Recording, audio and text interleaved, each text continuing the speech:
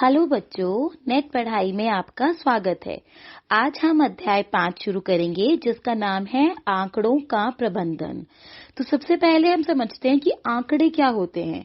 जैसे आपने news channel पे या जैसे आप न्यूज सुनते हो या अखबारों में भी आपने पढ़ा होगा कि एक छोटा सा एग्जाम्पल लेते हैं, जैसे कि हमारे देश की जनसंख्या कितनी है, या ये बताओ कि इस शहर में कितने लोग पढ़े लिखे हैं या कितने लोग पढ़े लिखे नहीं हैं।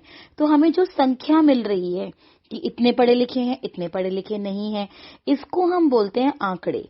आंकड़े मतलब जिससे हमें कोई जानकारी मिल रही है संख्याओं के रूप में, तो वो होते हैं आंकड़े। अब उन आंकड़ों का प्रबंधन मतलब उनको हम कैसे इस्तेमाल कर सकते हैं इस तरह से कि उसमें से हमें कोई जानकारी मिल सके।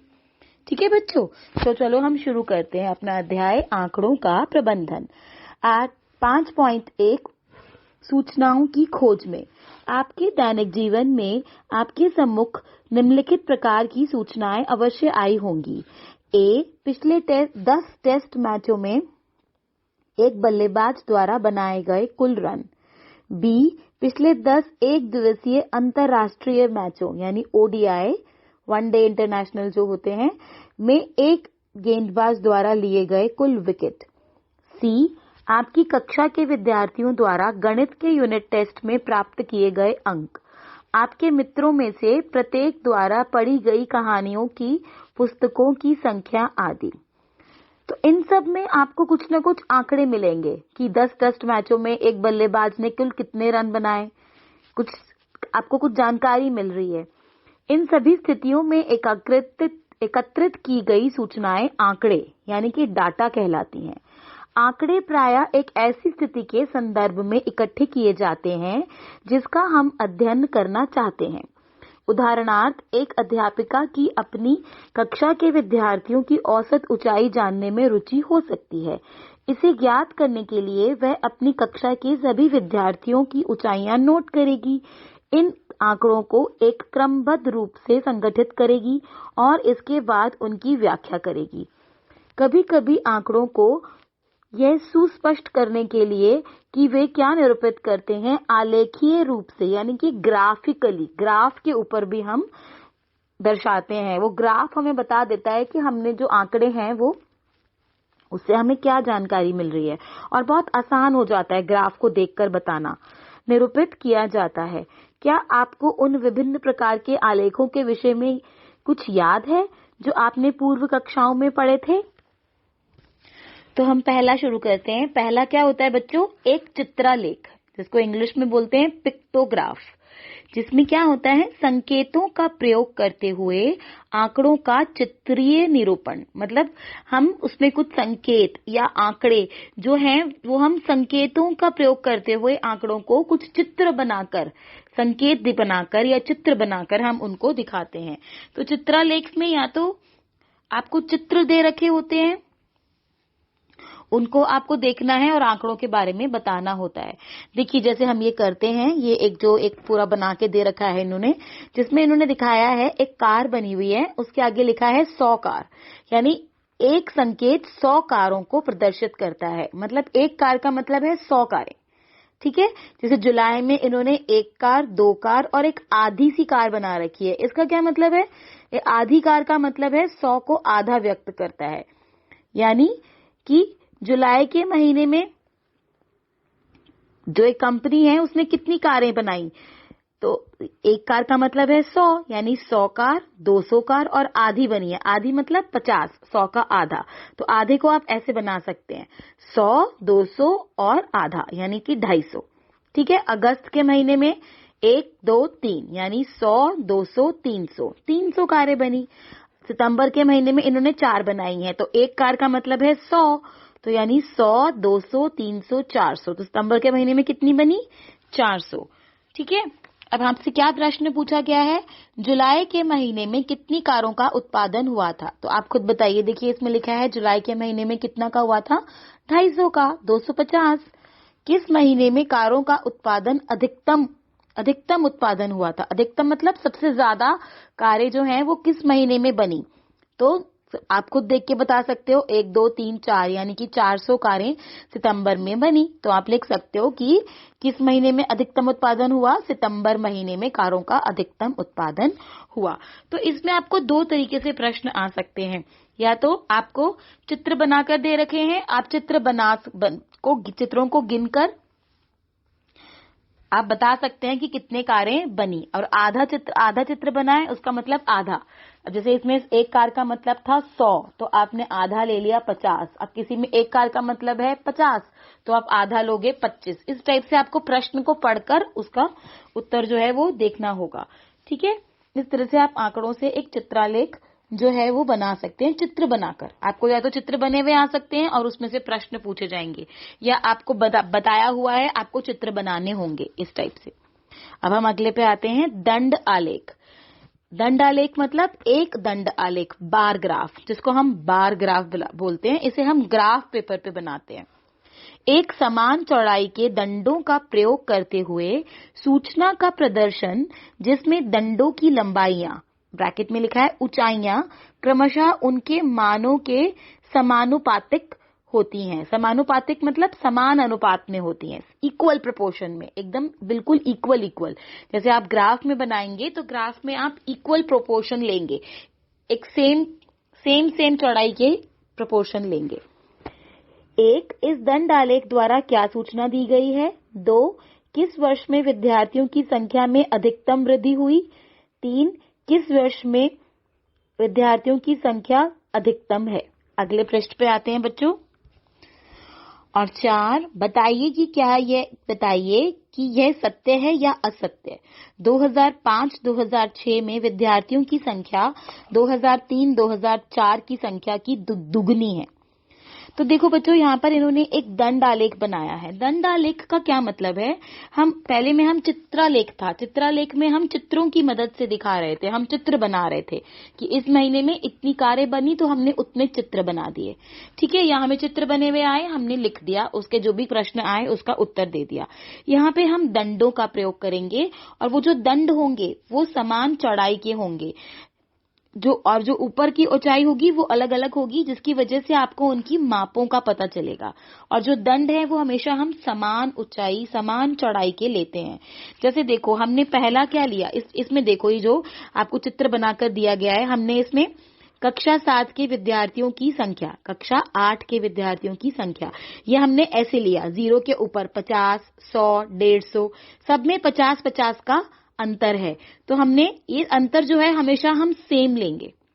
ठीक है बच्चों, इसमें ये नहीं कि आपने पहला 10 ले लिया, दूसरा 50 ले लिया, सब में सेम अंतर होना चाहिए। 50, 100, 150, सब में 50-50 का अंतर है।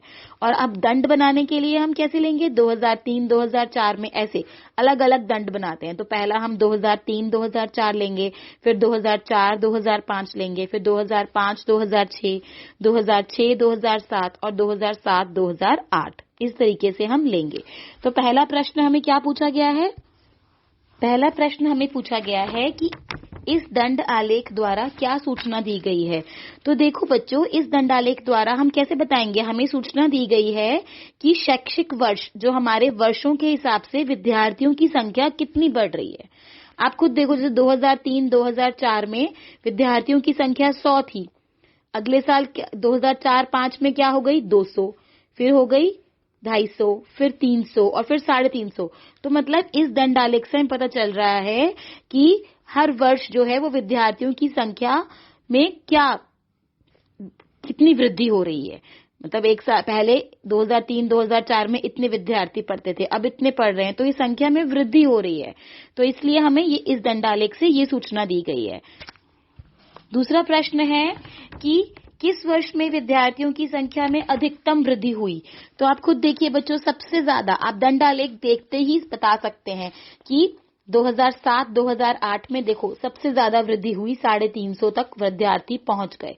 तो इसको देखकर ही आप बता सकते हो। तीसरे प्रश्न में पूछा गया है किस वर्ष में विद्यार्थियों की संख्या अधिकतम है। वही 2007-2008 में सबसे ज्यादा है। ठीक है, 2005-2006 में विद्यार्थियों की संख्या 2003-2004 की संख्या की दुगनी है। बताइए बच्चों।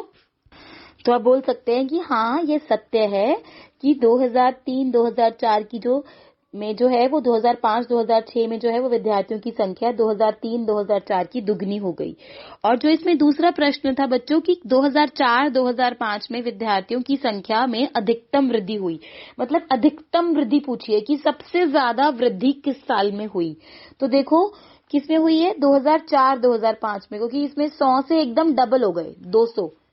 बाकी सब में तो 50-50-50 ही बढ़ रहे हैं, लेकिन इसमें पूरे 100 बढ़ गए, तो ये सबसे ज्यादा वृद्धि। तो प्रश्न 2 का उत्तर है 2004-2005 में अधिकतम वृद्धि हुई है। ठीक है बच्चों, ये देखिए ऊपर ब्रैकेट में क्या लिखा है, दंड की लंबाई प्रत्येक श्रेणी की मात्रा को दिखलाती है। ये जो लंबाई बनाई गई है, जैसे 2003-2004 में इतनी लंबाई है, 2004-05 में इतनी लंबाई है, तो ये आपकी मात्रा को दर्शाती है कि कितनी वृद्धि हो रही है। दंड समान चौड़ाई के हैं और दो क्रमागत दंडों के बीच में दूरी भी समान रखी गई है। ये जो दंड लिए गए हैं ये समान दूरी के लिए गए हैं। आप इसको स्केल से बनाएंगे तो 1-1 सेंटीमीटर की जैसे आप नीचे से बनाएंगे और फिर इसको नाप कर ऐसे इसको आप ग्राफ पेपर पे बनाएंगे। तो ऐसे आप ग्राफ पेपर में जैसे बने होते हैं तो ग्राफ की हेल्प से आप ऐसे पॉइंट्स लेंगे इक्वल प्रोपोर्शन पे। इसमें तो ऐसे ही बनाया है, लेकिन आपको पेपर में आएगा तो आप ग्राफ पेपर पे बनाएंगे और 1-1 सेंटीमीटर की दूरी, समान दूरी लेंगे आप। तीसरा, द्विखंड आलेख, डबल बार ग्राफ, आंकड़ों के दो समूहों को एक साथ दिखाने वाला दंड आलेख। ठीक है बच्चों, अब इसमें तो हमने एक ही दंड आलेख बनाया था कि एक ही साल के, मतलब बहुत सारे सालों के बच्चों में विद्यार्थी हो रही है 1 साल का। अब आपको जैसे आपके फर्स्ट टर्म में इतने एग्जाम्स में इतने मार्क्स आए गणित में, और सेकेंड टर्म में आपके जैसे मैथ, साइंस, इंग्लिश, आपके 4-5 सब्जेक्ट्स के मार्क्स हैं, तो आपके फर्स्ट यूनिट टेस्ट में इतने मार्क्स आए, सेकेंड में आपके इतने मार्क्स आए, तो आप उसको द्विदंड आलेख बनाएंगे कि फर्स्ट में इतने आए, सेकेंड में इतने आए, फिर साइंस में इतने आए, उसमें इतने आए। तो इस टाइप से ऐसे जैसे इन्होंने ये बना के बताया है। देखो बच्चों, इसके अंदर जैसे गणित में पहले उसके आए 30, फिर उसके हो गए, फिर किसी बच्चे के बताएं जैसे एक विद्यार्थी द्वारा प्राप्त किए गए अंक, तो यहाँ पे इन्होंने 10-20, देखो इसमें भी इन्होंने सेम जो ऊंचाई है वो ली है, 10, 20, 30, 40, 50, 60, 70, 80। वो आप प्रश्न देखकर अपने हिसाब से ले सकते हैं कि उसमें किस हिसाब से दिया गया है। अब इसमें 80 तक अंक दिए हैं तो आपने 80 तक ले लिए, कईयों में अगर 10 तक ही अंक दिए हैं, 20 में से नंबर आए हैं तो आप 1, 2, 3, 4, 5, 6, 7 इस तरीके से लेंगे। तो इन्होंने ऐसे लिया है, एक विद्यार्थी द्वारा प्राप्त किए गए अंक 10, 20, 30, 40, 50, 60, 70, 80, और अलग अलग विषय ले लिए, जैसे गणित, सामाजिक विज्ञान, विज्ञान विषय, अंग्रेजी और हिंदी, ये इन्होंने नीचे ले लिया। ठीक है, वही आप इसको भी आप बार ग्राफ में बनाएंगे। बार ग्राफ में जो आपको जो ग्राफ पेपर होता है, ग्राफ वाली जो नोटबुक होती है उसमें ग्राफ आते हैं, पेपर में आपको ग्राफ में बनाना होगा ये। तो ग्राफ में आप जैसे ऊपर एक लंबी लाइन खींचेंगे, उसमें बनाएंगे 10, 20, 30, और नीचे एक सीधी लाइन खींचेंगे, उसमें आप विषय लिखेंगे, विषय, और विषय में आप इस तरीके से लिख देंगे। पहला पॉइंट देखिए, इस द्विदंड आलेख द्वारा क्या सूचना दी गई है। हैं कि इस द्विदंड आलेख में हमें सूचना दी गई है कि 2005-2006 और 2006-2007 में एक विद्यार्थी द्वारा जो अंक प्राप्त किए गए हैं उनकी सूचना दी गई है। ठीक है बच्चों, ये क्या सूचना दी गई है, देखो ऊपर लिखा है 2005-2006, 2006-2007, यानी 2005-2006 में उस बच्चे के गणित में आए थे 30 मार्क्स और 2006-2007 में उसके गणित में आए 60 मार्क्स, यानी उसमें वृद्धि हो गई। तो इस टाइप से इसमें ये पता चल रहा है हमें, एक विद्यार्थी द्वारा 2005-2006 और 2006-2007 में एक विद्यार्थी द्वारा प्राप्त अंकों की सूचना दी गई है। दूसरा प्रश्न पूछा है, किस विषय में विद्यार्थी के प्रदर्शन में सबसे अधिक सुधार हुआ है। तो आप देख के बता सकते हैं बच्चों, इसके अंदर आप देखिए तो देखो, जैसे मैथ्स में उसके गणित में 30 में से 60 हो गए, और सामाजिक विज्ञान में उसके 50 थे, अब उसके 55 हो गए। विज्ञान विषय जो है उसमें देखो उसके पहले 40 थे, अब 50 हो गए। तो इसके सब में थोड़े ही बढ़ रहे हैं, लेकिन गणित में उसके सीधा 30 से 60 हो गए, यानी 50% से उसके बढ़ गए, 80% नियर अबाउट हो गए। तो सबसे ज्यादा गणित विषय में विद्यार्थी के प्रदर्शन में अधिकतम सुधार हुआ है। किस विषय में, तीसरा प्रश्न है, किस विषय में प्रदर्शन में कमी आई है? कमी मतलब जिसमें कम हो गए। तो आप इसको देखकर आराम से बता सकते हैं कि देखो जिसमें नीचे आ गए, तो देखो मैथ्स में, गणित में भी ऊपर जा रहे हैं, सामाजिक विज्ञान में भी ऊपर, विज्ञान में भी बढ़ गए, लेकिन अंग्रेजी में नीचे कम आ गए। पहले कितने थे? 50 थे, तो अब 40 हो गए, कम हो गए हैं। हिंदी में तो बराबर ही हैं, पहले जितने थे, जिस साल जितने पिछले थे उतने ही इस साल हैं। तो किस विषय में उसकी कमी आई है? इंग्लिश, अंग्रेजी में विषय में प्रदर्शन में गिरावट आई है। किस विषय में प्रदर्शन समान रहा? तो देखो हिंदी में दोनों में समान है, पहले भी उतना ही था और दोनों दंड जो है वो समान है। तो अगर हमें दो समूहों को दिखाना हो एक ही दंड आलेख में, तो हम उसे द्विदंड आलेख बोलते हैं। ठीक है, जैसे मैंने आपको बताया, इसमें जैसे इन्होंने 2 साल लिए हैं, अगर आपको प्रश्न आता है कि बच्चों ये बताओ फर्स्ट यूटी में जैसे आपके गणित में 30 आए, अगले नेक्स्ट यूटी में आपके गणित में 50 हो गए, तो इसको आप पहला दंड बनाओगे 30 का, दूसरा दंड बनाओगे 50 का। इस तरीके से आपको बना हुआ भी आ सकता है और क्वेश्चंस पूछे होंगे, प्रश्न पूछे होंगे, आपको उसके उत्तर देने हैं, या आपको बनाना भी आ सकता है। ग्राफ आपको दिया जाएगा एग्जाम में और आपको खुद बनाना होगा। ग्राफ में एक आपको समान समान अंतराल की दूरी लेनी होगी, उस पे नंबर लगा लिखने होंगे, नीचे वाली साइड पे विषय, इधर वाली साइड पे एक विद्यार्थी द्वारा प्राप्त किए गए अंक, और इस टाइप से आपको पूरा बनाना होगा। चलिए आगे बढ़ते हैं। सोचिए, चर्चा कीजिए और लिखिए। यदि हम एक दंड आलेख के दंडों में से किसी एक की स्थिति में परिवर्तन कर दें, तो क्या प्रदर्शित जानकारी में कोई बदलाव या परिवर्तन होगा? क्यों नहीं बच्चों, सूचना में दंडों की स्थिति अगर हम बदल देते हैं तो उससे कोई भी बदलाव नहीं होगा। प्रयास कीजिए। दी गई सूचना को निरूपित करने के लिए एक उपयुक्त आलेख खींचिए। अब देखो बच्चों, इसमें आप लोगों को ये दे रखा है कि महीना जुलाई, अगस्त, सितंबर, अक्टूबर, नवंबर, दिसंबर, और बेची गई घड़ियों की संख्या दे रखी है 1000, 1500, 1500, 2000, 2700 और 1500। तो हम कैसे बनाएंगे बच्चों? हम एक पहले सीधी लाइन खींचेंगे, उसको नाम देंगे 0x, और उसके नीचे लिखेंगे महीना। नीचे वाली साइड पे हम लिखेंगे महीने, जुलाई, अगस्त, सितंबर, अक्टूबर, नवंबर, दिसंबर, और उसके ऊपर एक सीधी लाइन खींचेंगे, वहां लिखेंगे बेची गई घड़ियों की संख्या। और इसमें क्योंकि 1000, 1500 तो यानी 500 का कुछ डिफरेंस आ रहा है, तो हम 500, 1000, 1500, 2000, 2500 और 3000, 500 का, क्योंकि जो हमेशा भी हम लेते हैं वो हमेशा समान दूरी के होने चाहिए। तो ऊपर हम बेची गई घड़ियों की संख्या, जो हम लंबी लाइन खींचेंगे उसमें हम लिख देंगे 500, 1000, इस टाइप से। अब जुलाई में कितनी बिकी? 1000, तो हम ऐसे जुलाई नीचे लिख के उसके ऊपर 1000 का दंडालेख बना देंगे।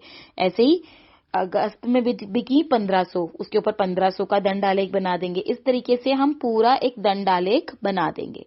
ठीक है बच्चों। प्रश्न 2, बच्चों की संख्या जिन्हें पसंद है पैदल चलना और साइकिल चलाना, स्कूल ए, स्कूल बी और स्कूल सी, 40, 55, 15, 50, 35 और 45। अब इसमें हमें क्या दिया गया है कि इसमें आपको 3 स्कूल, सपोज ए स्कूल, बी स्कूल, नाम नहीं दिया उन्होंने, ए स्कूल, बी स्कूल, सी स्कूल, 3 स्कूलों के बच्चों के बारे में बताया है। जिनको पैदल चलना पसंद है वो इतने बच्चे हैं, ए स्कूल में 40, बी में 55, सी में 15, और साइकिल चलाना जिनको पसंद है वो है 50, 35 और 45। तो इसमें आपको 2 चीजें दी हैं, दो मतलब पैदल चलना और साइकिल चलाना। तो इसमें कौन सा आलेख बनेगा? द्विदंड आलेख बनेगा इसके अंदर। जैसे ये ऊपर बना हुआ है द्विदंड आलेख के नीचे जो बना है गणित और सामाजिक विज्ञान वाला, वैसा यहाँ पर द्विदंड आलेख बनेगा। कैसे बनाएंगे हम? पहले हम एक रेखा खींचेंगे 0 और x, ठीक है, बार ग्राफ के ऊपर, ग्राफ पेपर के ऊपर बनाओगे आप, और उसको क्या करोगे आप?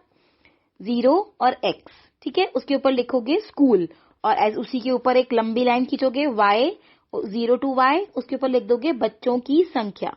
ठीक है, तो प्रत्येक स्कूल के हम दंड यानी कि खींचेंगे जो बराबर चौड़ाई के होंगे, तो नीचे हम वो खींचेंगे उसके दंड। तो जो पसंदों को चलकर जिसमें 2 पसंदें दी हुई हैं, चलना और साइकिल चलाना, को हमें दिखाएंगे। इनकी ऊंचाई जो है वो गणितज्ञ आंकड़ों के संगत होगी। जैसे कि देखो बच्चों, हम क्या करेंगे, जैसे हम नीचे हमने बना दिया स्कूल, इधर हमने बना दिया स्कूल बच्चों की संख्या, और नीचे बना दिया बच्चों की पसंद। ठीक है, तो हम ऐसे ऊपर ए बी सी, नीचे हम 3 बना देंगे ए बी सी, और फिर हम ए का बनाएंगे पहला दंड साइकिल चलाना, और दूसरा दंड पहला दंड पैदल चलना और दूसरा साइकिल चलाना। ऐसे ही फिर बी का बनाएंगे, कितना है हम ऊपर ले लेंगे 10 20 30 40 50 60, इस तरीके से हम लंबी लाइन में ले लेंगे बच्चों की संख्या को, और इस तरीके से हम पहले ए के दोनों बनाएंगे, फिर बी के, और फिर सी के, और फिर डी के। ए बी और सी 3 दिए हैं हमें, तो हम तीनों का बना देंगे। इस तरह से हम द्विदंडालेख बनाएंगे इसका। अब हम तीसरा प्रश्न देखते हैं। 8 सर्वश्रेष्ठ क्रिकेट टीमों द्वारा ओडीआई में जीतने का प्रतिशत। तो देखो इसमें 8 आपको टीम दे रखी है, ये देखो एक पूरा इन्होंने आपको बनाकर दिया है। टीम दक्षिण Africa, Australia, Sri Lanka, New Zealand, England, Pakistan, West Indies, Bharat. Champion trophy से वर्ल्ड कप 2006 तक, मतलब दक्षिण अफ्रीका ने 73%, 61%, 54%, 47%, 46%, 45%, 44%, 43%, और 2007 में पिछले 10 ओडीआई 78%, 40%, 38, 50%, 50%, 44%, 30%, 56%। तो इस तरीके से आपको एक पूरी सारणी बनाकर दे रखी है। तो इसका भी आपको क्या बनाना है, क्योंकि 2 चीजें दे रखी हैं, तो आपको द्विदंडालेख ही बनाना है इसमें भी। तो हम एक्स अक्ष पर टीम ले लेंगे, नीचे वाले अक्ष पर हम टीम ले लेंगे, और जो उसके ऊपर लंबी रेखा खींचेंगे उसके ऊपर जीत का प्रतिशत ले लेंगे, ठीक है। और वैसे ही वर्ग अंतराल ले लेंगे 10 20 30 40 50 60 वाई वाली रेखा पर, और एक्स वाली रेखा पर हमें द्विदंडालेख बनाने हैं। दक्षिण अफ्रीका, ऑस्ट्रेलिया, श्रीलंका, न्यूजीलैंड, ऐसे हम नीचे वाली लाइन में ले लेंगे, और फिर हम बनाते जाएंगे। दक्षिण अफ्रीका का बनाएंगे 75%, और थोड़ा सा उससे ऊंचा जाएगा 78%। इस तरीके से हम सारी टीमों का बना लेंगे, और हमारे पास एक पूरा द्विदंड आलेख बन जाएगा, ठीक है बच्चों। तो इसमें जैसे उसमें तो आपने एक दंड में लिख दिया था पैदल चलना, साइकिल और साइकिल चलाना, तो इसमें जैसे इतना बड़ा लिखना मुश्किल होगा। चैंपियन ट्रॉफी में वर्ल्ड कप 2006 तक, इतना बड़ा बड़ा लिखना मुश्किल होगा हर दंड के अंदर। तो अगर ऐसे 2 दंड दिए गए हो तो आप ऐसे कर सकते हो कि एक दंड बनाया आपने, उसके अंदर आप तिरछी लाइनें लगा दो, दूसरे दंड को आप ऐसे ही रहने दो, तो और ऊपर लिख दो कि तिरछी जो लाइनें हैं दंड बनाकर ब्रैकेट में ऊपर लिख दो पैराग्राफ के ऊपर, कि ऐसे जिसमें तिरछी लाइनें हैं वो चैंपियन ट्रॉफी से वर्ल्ड कप 2006 तक है, और जो खाली है वो 2007 में पिछले 10 ओडीआई। इस तरीके से आप लिख सकते हो। आगे बढ़ते हैं। 5.2 आंकड़ों का संगठन, ऑर्गेनाइजिंग डाटा। प्रायः हमें उपलब्ध आंकड़े असंगठित रूप में प्राप्त होते हैं, जिन्हें यथा प्राप्त आंकड़े यानी रॉ डाटा कहा जाता है। अर्थपूर्ण निष्कर्ष निकालने के लिए हमें आंकड़ों को एक क्रमबद्ध रूप में संगठित करने की आवश्यकता होती है। जैसे विद्यार्थियों के एक समूह से उनके मनपसंद विषय में पूछा गया, इसके परिणामों की सूची नीचे दी गई है। तो इसका मतलब है बच्चों कि जब आपको आंकड़े फैलाकर दे दिए जाएं, अब इसमें तो ऊपर आपको बता दिया दक्षिण अफ्रीका ने इतने, इसमें इतने, एक एक चीज बताकर आपको बताई गई है, लेकिन अगर आपको फैलाकर हर आंकड़े दे दिए जाएं तो उन आंकड़ों का संगठन आपको करना पड़ेगा। इसी को हम बोलते हैं आंकड़ों का संगठन यानी ऑर्गेनाइजिंग डाटा। आपको रॉ डाटा दे दिया, आपको ऐसे खुले में आंकड़े दे दिए और उसको आपको अपने आप संगठित करना है, ऑर्गेनाइज करना है। तो उनको आप कैसे करोगे? देखो जैसे इसमें आपको दिया है कला, गणित, विज्ञान, अंग्रेजी, गणित, कला, अंग्रेजी, गणित, अंग्रेजी, कला, विज्ञान, कला, विज्ञान, विज्ञान, गणित, कला, अंग्रेजी, कला, विज्ञान, गणित, विज्ञान, कला, मतलब अलग अलग अलग अलग अलग इतनी बार लिख दिया। एक बार में नहीं बताया कि गणित इतने लोगों को पसंद है, जैसे पहले बताया गया था कि गणित इतने बच्चों को पसंद है या कुछ, इसमें ऐसा कुछ भी नहीं दिया, ऐसे फैलाकर आंकड़े दे दिए। तो हम इनको क्या करते हैं, देखो इसमें कला, गणित, विज्ञान कितनी बार दे रखा है, तो इनको हमें खुद संगठित करना है। इसके लिए हम इन आंकड़ों को एक सारणी में लगाते हैं, जिससे हम क्या करते हैं, हम पहले लेते हैं, वो हमें दे रखा है, जैसे इसमें हमें विषय दे रखा है, तो पहले सारणी में हम लिखेंगे विषय, ठीक है, दूसरे में हम लिखेंगे मिलान चिन्ह, और तीसरे में हम लिखेंगे बारंबारता। क्या देखो हम करते हैं बच्चों, तो कौन सा विषय सबसे अधिक पसंद किया गया, कौन सा विषय सबसे कम पसंद किया गया। अब ऐसे आंकड़ों को देखकर तो आप नहीं बता सकते ना कि कौन सा ज्यादा, क्योंकि ऐसे फैलाकर लिख दिया कला, गणित, विज्ञान, ऐसे पता ही नहीं चल रहा कि कौन सा सबसे ज्यादा पसंद किया, कौन सा कम पसंद किया। आकस्मिक रूप से लिखी गई रुचियों या पसंदों को देखकर हमें इस प्रश्न का उत्तर देना आसान नहीं है, सरल नहीं है। हम नहीं दे सकते इसका उत्तर क्योंकि हमें पता ही नहीं चल रहा। हम मिलान चिन्हों यानी कि टैली मार्क्स का प्रयोग करते हुए इन आंकड़ों को सारणी 5.1 के रूप में करेंगे, व्यवस्थित करते हैं। कैसे करेंगे बच्चों? जैसे हम पहले सारणी बनाएंगे, उसमें सबसे ऊपर लिखेंगे विषय, फिर एक लाइन खींचेंगे। ऐसे हम सब लाइंस बनाएंगे, 1 लाइन 2 लाइन, ऐसे लंबी लंबी लाइनें खींचेंगे। सबसे ऊपर लिखेंगे विषय, दूसरे में लिखेंगे मिलान चिन्ह और तीसरे में लिखेंगे विद्यार्थियों की संख्या। अब देखो हमें ऊपर से पता चल रहा है इसको, इतने सारों को देखकर कि कौन कौन से विषय हैं। एक तो हमें कला दिख रहा है, एक गणित, एक विज्ञान और एक अंग्रेजी। तो विषय के नीचे हम लिख देंगे कला, गणित, विज्ञान, अंग्रेजी। ठीक है, अब हम इनको गिनेंगे। कैसे गिनेंगे? जैसे हम इनको काउंट करेंगे, कला एक बार आया, फिर कला 2, 3, तो ऐसे हम सारी कला को गिनेंगे। तो कला कितनी आ रही है हमारी? 7, हम लिख देंगे 7। ठीक है, इसी तरीके से गणित को हमने गिना 5, फिर हमने इस तरीके से सभी विषय को गिन के हम उसके आगे विद्यार्थियों की संख्या लिख देंगे। अब हम मिलान चिन्ह कैसे बनाएंगे? जैसे 7, तो हम 1 डंडा, 2 डंडा, 3 डंडा, 4 डंडा, लंबी लंबी लाइन खींचेंगे, 5वां डंडा इसके ऊपर आएगा, इनको काटते हुए 5, फिर उसके आगे 1 डंडा 6, 1 डंडा 7। अब विद्यार्थियों की संख्या गणित में कितनी है? 5, तो 5 कैसे लिखते हैं? 1 डंडा, 2 डंडा, 3 डंडा, 4 डंडा, मतलब 1 को दिखाने के लिए 1 डंडा, 2 को दिखाने के लिए 2 डंडे, 3 को दिखाने के लिए 3 डंडा, 4 को दिखाने के लिए 4 डंडे और 5 को दिखाने के लिए उसी के ऊपर टेढ़ी लाइन। इसका मतलब 5। 6 का मतलब 1 डंडा, 2 डंडा, 3 डंडा, 4 डंडा, 5 को दिखाने के लिए टेढ़ी लाइन और फिर एक और डंडा यानी कि 6। 4 को दिखाने के लिए 1 डंडा, 2 डंडा, 3 डंडा, 4 डंडा। तो इस टाइप से हम मिलान चिन्ह लगाते हैं। इस तरीके से प्रत्येक विषय के सम्मुख लिखी मिलान चिन्हों की संख्या से हम विशिष्ट विषय को पसंद करने वाले विद्यार्थियों की संख्या प्राप्त कर सकते हैं। यह संख्या उस विषय की बारंबारता कहलाती है, मतलब फ्रीक्वेंसी। ये जहां विद्यार्थियों की संख्या लिखी है, यहां पर आप लिखोगे बारंबारता। किसी प्रविष्टि की बारंबारता वह संख्या है कि कितनी बार वह प्रविष्टि आंकड़ों में आती है। ठीक है, बारंबारता का मतलब है कि कितनी बार वो आई, बार बार आई, इसका मतलब बारंबारता। सारणी 5.1 से अंग्रेजी को पसंद करने वाले विद्यार्थियों की बारंबारता 4 है। देखिए अंग्रेजी की कितनी है? 4, तो अंग्रेजी की बारंबारता 4 है। गणित को पसंद करने वाले विद्यार्थियों की बारंबारता 5 है। उपरोक्त रूप से बनाई गई सारणी एक बारंबारता बंटन सारणी यानी फ्रीक्वेंसी डिस्ट्रीब्यूशन टेबल कहलाती है, क्योंकि इससे पता चलता है कि प्रविष्टि कितनी बार आई है। ठीक है बच्चों, आशा करती हूँ आपको ये समझ में आया होगा। इसको एक बार दोबारा से समझते हैं। जितने अलग अलग विषय दिए गए थे, तो आपने कला, गणित, विज्ञान, एक विषय का आपने खाना बनाया, दूसरा विषय आपने बनाया मिलान चिन्ह का। जैसे कला एक बार आया, आपने 1 डंडा लगा दिया, फिर गणित एक बार आया, आपने 1 डंडा गणित में लगा दिया। इस तरीके से आप डंडे डंडे लगाते गए। ठीक है, एक कला 1 का मतलब है 1 डंडा, 2 का मतलब 2 डंडा, इस तरीके से। 4 के बाद जब 5 आएगा तो उसके ऊपर 5वें का मतलब है टेढ़ी लाइन, उसको काट देंगे हम चारों को, इसका मतलब ये 5 हो गए। फिर 6, 7, ठीक है, फिर उसको हम गिन के यहाँ पर लिख सकते हैं 7, 5, 6 और 8। इनको आप जोड़ भी सकते हैं, इन चारों को आप जोड़ें तो कितना टोटल आता है, और जितने ऊपर दिए हुए हैं इन सबको भी आप गिन सकते हैं। तो इसका जो योग आएगा, इन चारों को जोड़कर जो योग आएगा, वो ये जो ऊपर दिए गए हैं अलग अलग फैलाकर, इनके बराबर होना चाहिए। तो इसका मतलब आपने ये मिलान चिन्ह जो किए हैं वो बिल्कुल सही करे हैं। चलिए आगे बढ़ते हैं। प्रयास कीजिए। 1, विद्यार्थियों के एक समूह से यह मालूम किया गया कि वे किस पशु को सबसे अधिक घर में पालना पसंद करेंगे। इसके परिणाम नीचे दिए गए हैं।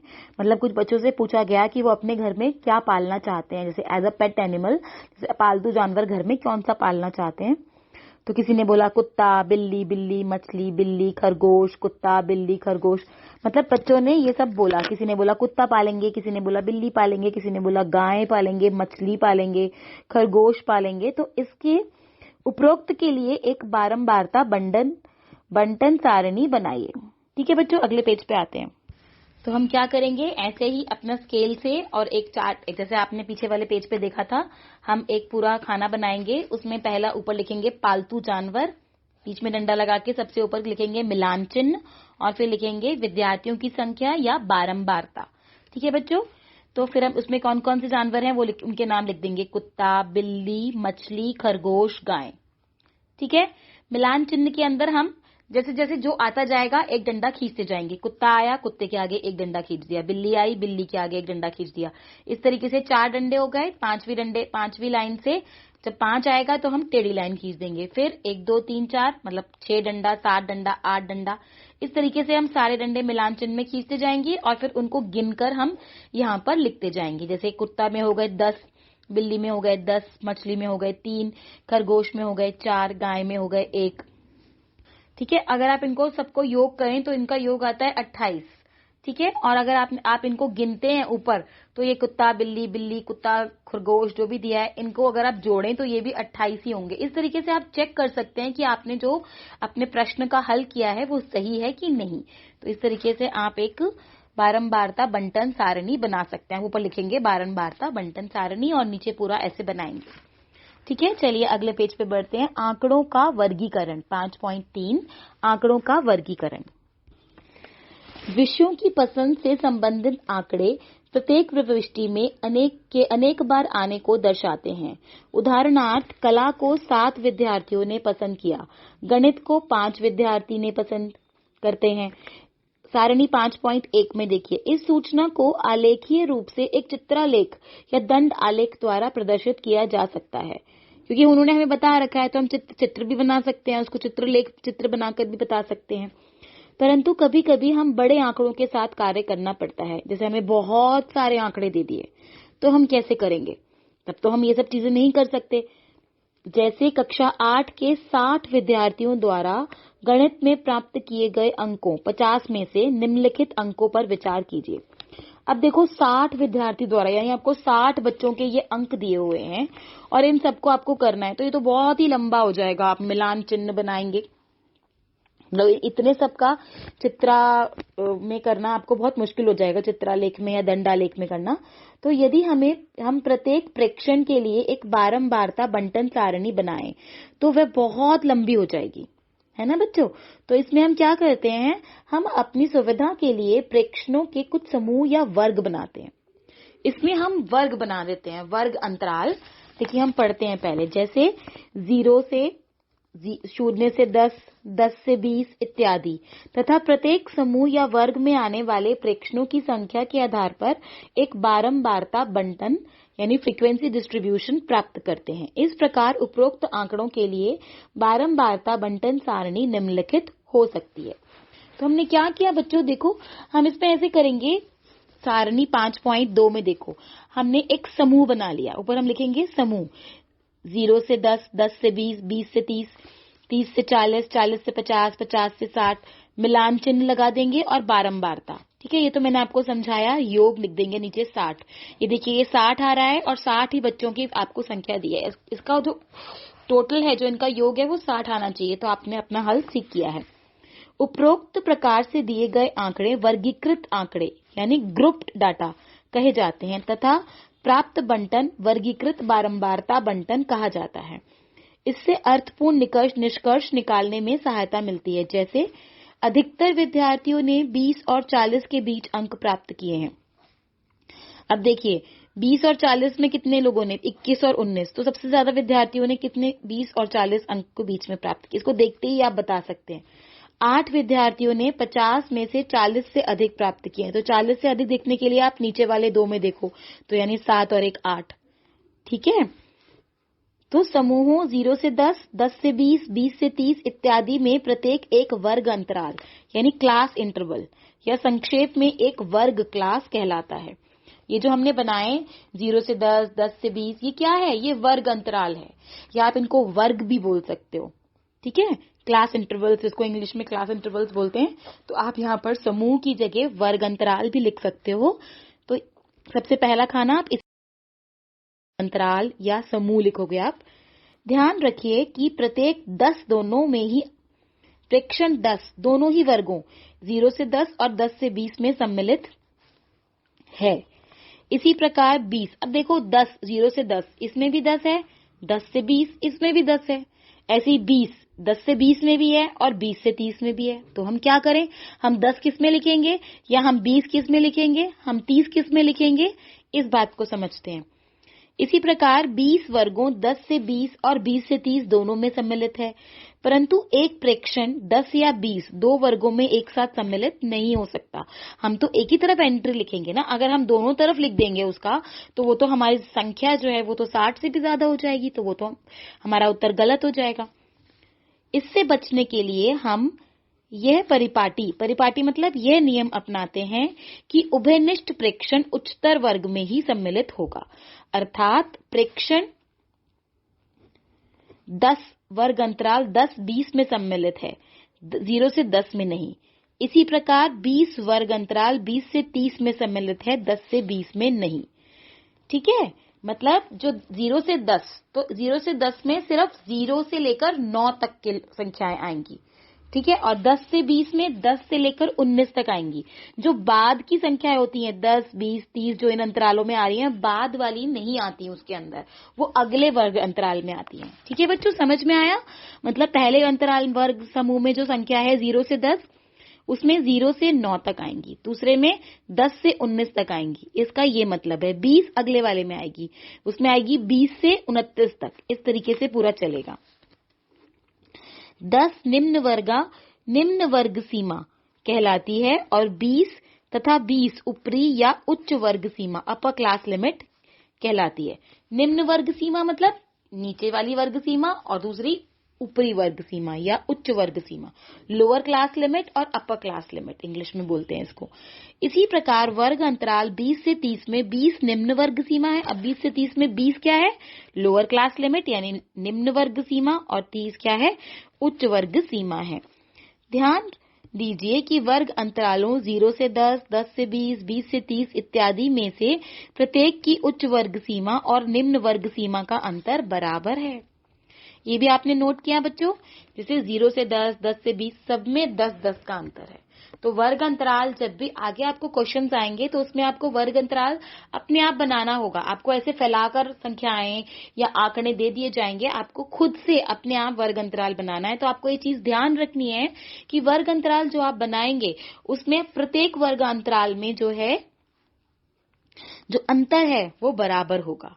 ठीक है, इस स्थिति में जो अंतराल है वो कितना है, 10-10 का। इस स्थिति में 10 ऊपरी या उच्च वर्ग सीमा और निम्न वर्ग सीमा का यह अंतर वर्ग अंतराल की चौड़ाई यानी कि विड्थ या माप यानी कि साइज कहलाती है।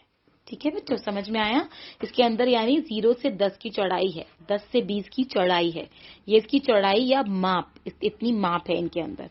तो ये सब हमने अभी समझा कि हम किस तरीके से, अगर हमें संख्याएं ऐसे फैलाकर दे दी जाएं तो हम किस तरीके से बारंबारता बंटन सारणी बनाते हैं। इसको बारंबारता बंटन सारणी बोलते हैं, जो 5.2 में बनी है। इसके लिए सबसे पहले हम वर्ग अंतराल बनाते हैं। किस वर्ग अंतराल में कौन कौन सा आएगा उसमें हम मिलान चिन्ह लेते हैं। वर्ग अंतराल में हमने ये समझा कि 0 से 10 है तो उसमें 0 से 9 तक आएंगे। 0 क्या है, 0 निम्न वर्ग सीमा है और जो 10 है वो उच्च वर्ग सीमा है, और इनका जो अंतराल है वो हमेशा बराबर होगा। 10-10 का जैसे है तो सारे वर्ग अंतराल बराबर समान के होंगे। ये नहीं कि आप एक 10 का ले लें दूसरा 20 का ले लें, ये इसमें आपको ध्यान देने योग्य बात है। चलिए अगले पेज पे आते हैं। प्रयास कीजिए, निम्नलिखित बारंबारता बंटन सारणी पर विचार कीजिए और उसके नीचे दिए हुए प्रश्नों का उत्तर दीजिए। अब देखिए आपको बारंबारता बंटन सारणी बनाकर दी हुई है। तो सारणी 5.3 में देखिए वर्ग अंतराल रुपयों में दैनिक आय, ये आपको दैनिक आय दे रखी है रुपयों में, और श्रमिकों की संख्या भी दे रखी है कि मतलब 100 से 125 में 45 लोगों श्रमिकों की संख्या 100 से की जो संख्या है जो उनको दैनिक आय मिलती है रोज की आय, तो 45 लोगों को 100 से 125 के बीच में मिलती है, 25 लोगों को 125 से 150। इस तरीके से आपको पूरा बनाकर दिया गया है और आपसे पूछा गया है कि वर्ग अंतरालों की माप क्या होगी। वर्ग अंतरालों की माप क्या है? तो आप देखकर बता सकते हैं वर्ग अंतराल इसमें कितने हैं। 100, 125, 125, 150, यानी कि 25-25 का डिफरेंस है सब में। तो आप लिख सकते हैं कि वर्ग अंतराल की माप 25 है। दूसरा प्रश्न देखो, किस वर्ग की सबसे अधिक बारंबारता है? तो सबसे अधिक बारंबारता किसकी है? देखिए आप, तो 200 से 225 में देखिए सबसे ज्यादा 140 है, तो सबसे ज्यादा बारंबारता, सबसे अधिक किसकी बारंबारता है? 140, यानी किस वर्ग की है? तो यानी वो वर्ग है 200 से 225। ठीक है। तीसरा है कि किस वर्ग की सबसे कम बारंबारता है? सबसे कम किसकी है? तो देखिए सबसे कम किस में है, ध्यान से देखिए, तो 20 सबसे कम 20 है। 20 किस वर्ग में है? 300 से 325, यानी 300 से 325 जो वर्ग है उसकी बारंबारता सबसे कम है। वर्ग अंतराल 250 से 275 की उच्च सीमा क्या है? उच्च सीमा मतलब अभी मैंने आपको समझाया 250, 275, तो 250 इसकी निम्न सीमा है, 275 इसकी उच्च सीमा है। तो इसकी उच्च सीमा क्या है? 275। नीचे वाली होती है निम्न सीमा, lower class limit, upper class limit. ठीक है, तो निम्न सीमा और उच्च सीमा, तो इसकी उच्च सीमा क्या है? 275। और लास्ट है, किन दो वर्गों की बारंबारता एक समान ही है? कौन से दो ऐसे हैं जिनकी बारंबारता एक समान है? देखिए आप ध्यान से देखिए, तो इसकी भी 55 आ रही है और इसकी भी 55 आ रही है, यानी कौन से वर्ग की है? 150, यानी वर्ग 150 से 175 और 225 से 250, इन दोनों की बारंबारता 55 है, तो किनकी? इन दोनों की बारंबारता एक ही है। ठीक है, अब अगले प्रश्न देखते हैं। अंतरालों 30 से 35, 35 से 40 इत्यादि का प्रयोग करते हुए एक कक्षा के 20 विद्यार्थियों के भारों किलोग्राम में निम्नलिखित आंकड़ों के लिए एक बारंबारता बंटन सारणी बनाइए। तो ऊपर वाले में क्या है? आपको बारंबारता बंटन सारणी बनाकर दी गई थी, और आपको दोनों तरीके से प्रश्न आ सकता है बच्चों। आपको ये सारणी बनाकर दी गई है और नीचे प्रश्न पूछ लिया कि इसकी निम्न सीमा क्या है, उच्च सीमा क्या है, कुछ भी प्रश्न, वर्ग अंतराल में अंतराल जो माप है वो क्या है, जैसे ऊपर प्रश्न पूछे गए हैं, या आपको प्रश्न दे दिया और आपको खुद बारंबारता बंटन सारणी अपने आप बनानी है, जैसे इस प्रश्न में दिया है। तो आपको बताया गया है 30 से 35, 35 से 40, ऐसे आपको वर्ग अंतराल लेने हैं। इस तरीके से आपको करना है। तो आप कैसे करेंगे? वैसे ही जैसे ऊपर एक चार्ट बना के दिया है, ऐसे ही आप बनाएंगे, फुट्टे से और पेंसिल से, पेन से आप बनाएंगे, और सबसे पहले वाले में लिखेंगे वर्ग अंतराल। ठीक है, वो आपको बता रखा है 30 से 35, तो आप लिखेंगे 30 से 35, 35 से 40। तो देखिए ये कहाँ तक जा रहे हैं, मैक्सिमम इसमें कहाँ तक जा रहे हैं? इसमें देखो 65 तक है लास्ट में, तो 70 तक आपको लेना पड़ेगा। तो आप लेंगे 30 से 35, 35 से 40, 40 से 45, 45 से 50, 50 से 55, 55 से 60, इस तरीके से 70 तक लेंगे आप। 60 से 65, 65 से 70। ठीक है, फिर दूसरे खाने में लिखेंगे ऊपर मिलान चिन्ह। इसमें तो मिलान चिन्ह नहीं दिए हुए थे ऊपर वाले प्रश्न में, प्रश्न 1 में, क्योंकि आपको सीधा ही अमाउंट सारे के सारे जो संख्याएं हैं वो दे दी गई थी, मिलान चिन्ह नहीं दिए थे। इसमें आपको मिलान चिन्ह बनाना पड़ेगा, 3 खाने बनाने पड़ेंगे। पहला वर्ग अंतराल जो आपने बना दिया, दूसरा मिलान चिन्ह, और तीसरा बारंबारता। ठीक है, तो जैसे 40 किस में आएगा? 40 से 45 वाले में आप एक डंडा खींचेंगे। इस तरीके से आप सारे मिलान चिन्ह सब में एक एक डंडा खींचते जाएंगे। फिर आप बारंबारता को देखेंगे। बारंबारता पहले वाले में जैसे आया 3, दूसरे वाले में आया 4, तो इस तरीके से आप सभी विद्यार्थियों की बारंबारता लिख देंगे, किसमें कितने कितने आए, और उनको जोड़कर देखेंगे उनका योग कितना आना चाहिए। कक्षा के 20 विद्यार्थियों, यानी उनका जो योग है वो 20 आना चाहिए। अगर आप उसका योग 20 आता है तो आपका हल ठीक है, आपने मिलान चिन्ह ठीक से लगाए हैं और बारंबारता भी आपने ठीक से की है। ठीक है बच्चों। 5.3.1 एक विभिन्नता के साथ दंड। अब हम 60 विद्यार्थियों द्वारा गणित टेस्ट में प्राप्त किए गए अंकों के वर्गीकृत बारंबारता बंटन पर पुनः विचार करते हैं। देखिए सारणी 5.4 में देखिए, इसमें आपको एक सारणी दी गई है जिसमें 60 बच्चे हैं जिनके इतने इतने अंक आए हैं गणित विषय में।